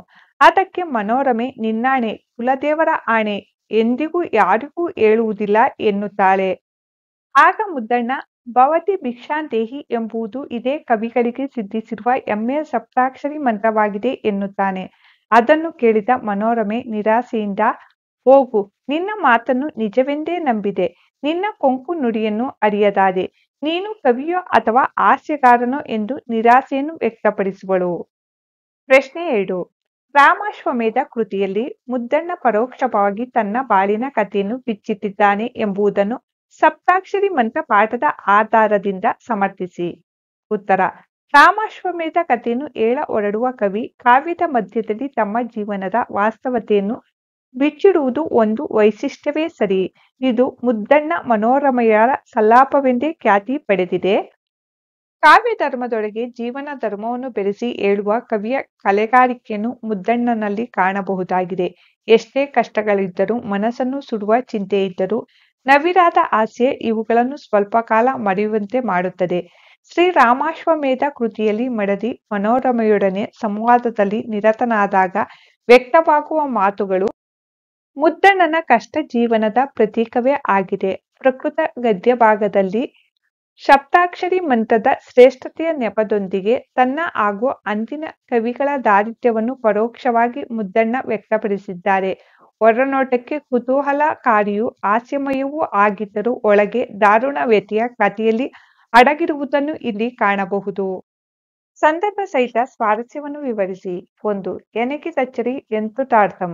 ಆಯ್ಕೆ: ಈ ವಾಕ್ಯವನ್ನು ಪ್ರೊಫೆಸರ್ ಜಿ. ವೆಂಕಟ ಸುಬ್ಬಯ್ಯ ಅವರು ಸಂಪಾದಿಸಿರುವ ಮುದ್ದಣ್ಣ ಭಂಡಾರ ಕೃತಿಯಿಂದ ಆರಿಸಲಾಗಿರುವ ಸಪ್ತಾಕ್ಷರಿ ಮಂತ್ರ ಎಂಬ ಗದ್ಯಭಾಗದಿಂದ ಆರಿಸಿಕೊಳ್ಳಲಾಗಿದೆ.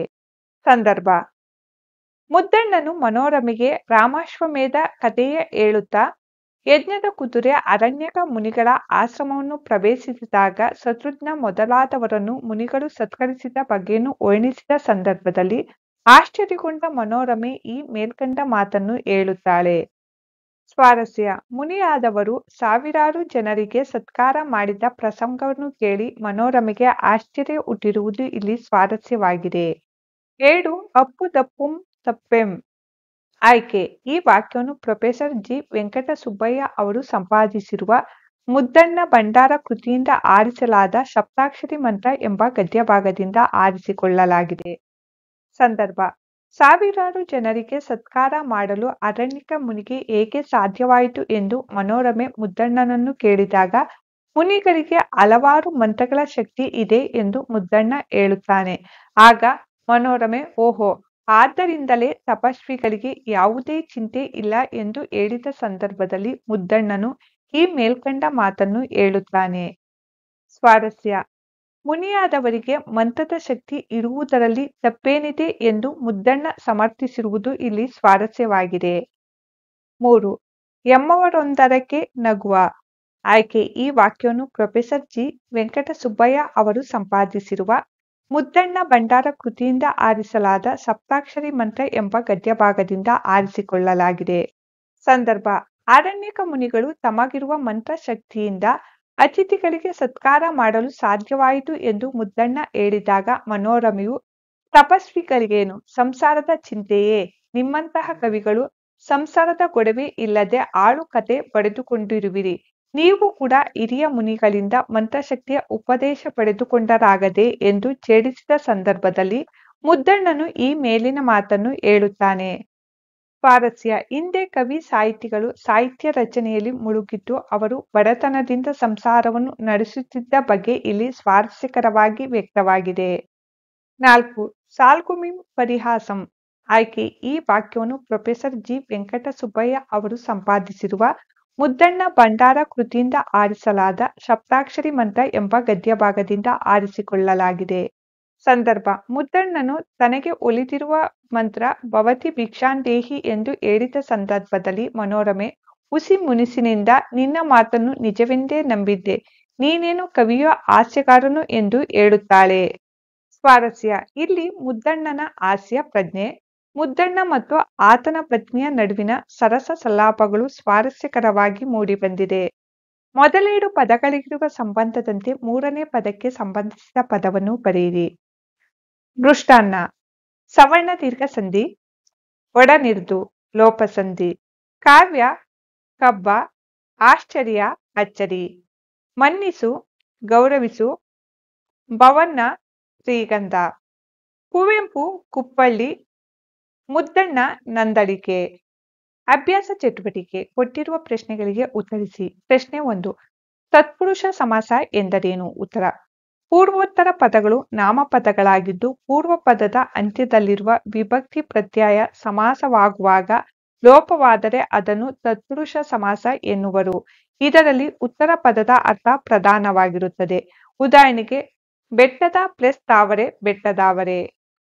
ಪ್ರಶ್ನೆ 2. ಕರ್ಮಧಾರೆಯ ಸಮಾಸದ ವಿಧಗಳ್ಯಾವುವು? ಉತ್ತರ: ಕರ್ಮಧಾರೆಯ ಸಮಾಸದಲ್ಲಿ 4 ವಿಧಗಳಿವೆ. ಅವುಗಳೆಂದರೆ ವಿಶೇಷಣ ಪೂರ್ವಪದ ಕರ್ಮಧಾರೆಯ, ಉಪಮಾನ ಪೂರ್ವಪದ ಅಥವಾ ಉಪಮಾನ ಪರಪದ ಕರ್ಮಧಾರೆಯ, ಸಂಭಾವನಾ ಪೂರ್ವಪದ ಕರ್ಮಧಾರೆಯ, ಅವತರಣ ಪೂರ್ವಪದ ಕರ್ಮಧಾರೆಯ ಸಮಾಸ.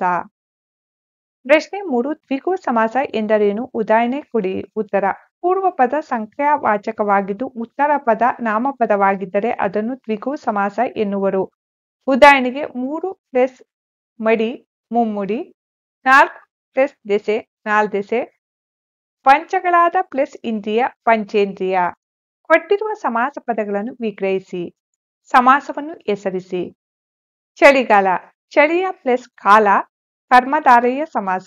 ಯಜ್ಞ ತುರಂಗ: ಯಜ್ಞದ ಪ್ಲಸ್ ತುರಂಗ ತತ್ಪುರುಷ ಸಮಾಸ. ಸವಿಗೋಳು: ಸವಿಯಾದ ಪ್ಲಸ್ ಕೂಳು ಕರ್ಮಧಾರಯ ಸಮಾಸ. ಮೃಷ್ಟಾನ್ನ: ಮೃಷ್ಟವಾದ ಪ್ಲಸ್ ಅನ್ನ ಕರ್ಮಧಾರಯ ಸಮಾಸ. ಏಕಾಕ್ಷರಿ: ಏಕವಾದ ಪ್ಲಸ್ ಅಕ್ಷರಿ ದ್ವಿಗು ಸಮಾಸ. ಪಂಚಾಕ್ಷರಿ: ಪಂಚಗಳಾದ ಪ್ಲಸ್ ಅಕ್ಷರಿ ದ್ವಿಗು ಸಮಾಸ. ಮೂಜಗ: ಮೂರು ಪ್ಲಸ್ ಜಗ ದ್ವಿಗು ಸಮಾಸ. ಸಪ್ತಾಕ್ಷರಿ: ಸಪ್ತಗಳಾದ ಪ್ಲಸ್ ಅಕ್ಷರಿ ದ್ವಿಗು ಸಮಾಸ. ಮಕ್ಕಳೇ, ಈ ನೋಟ್ಸ್ನಲ್ಲಿ ಯಾವುದಾದರೂ ತಪ್ಪುಗಳಿದ್ದರೆ ಕಮೆಂಟ್ಸ್ ಬಾಕ್ಸ್ನಲ್ಲಿ ತಿಳಿಸಿ.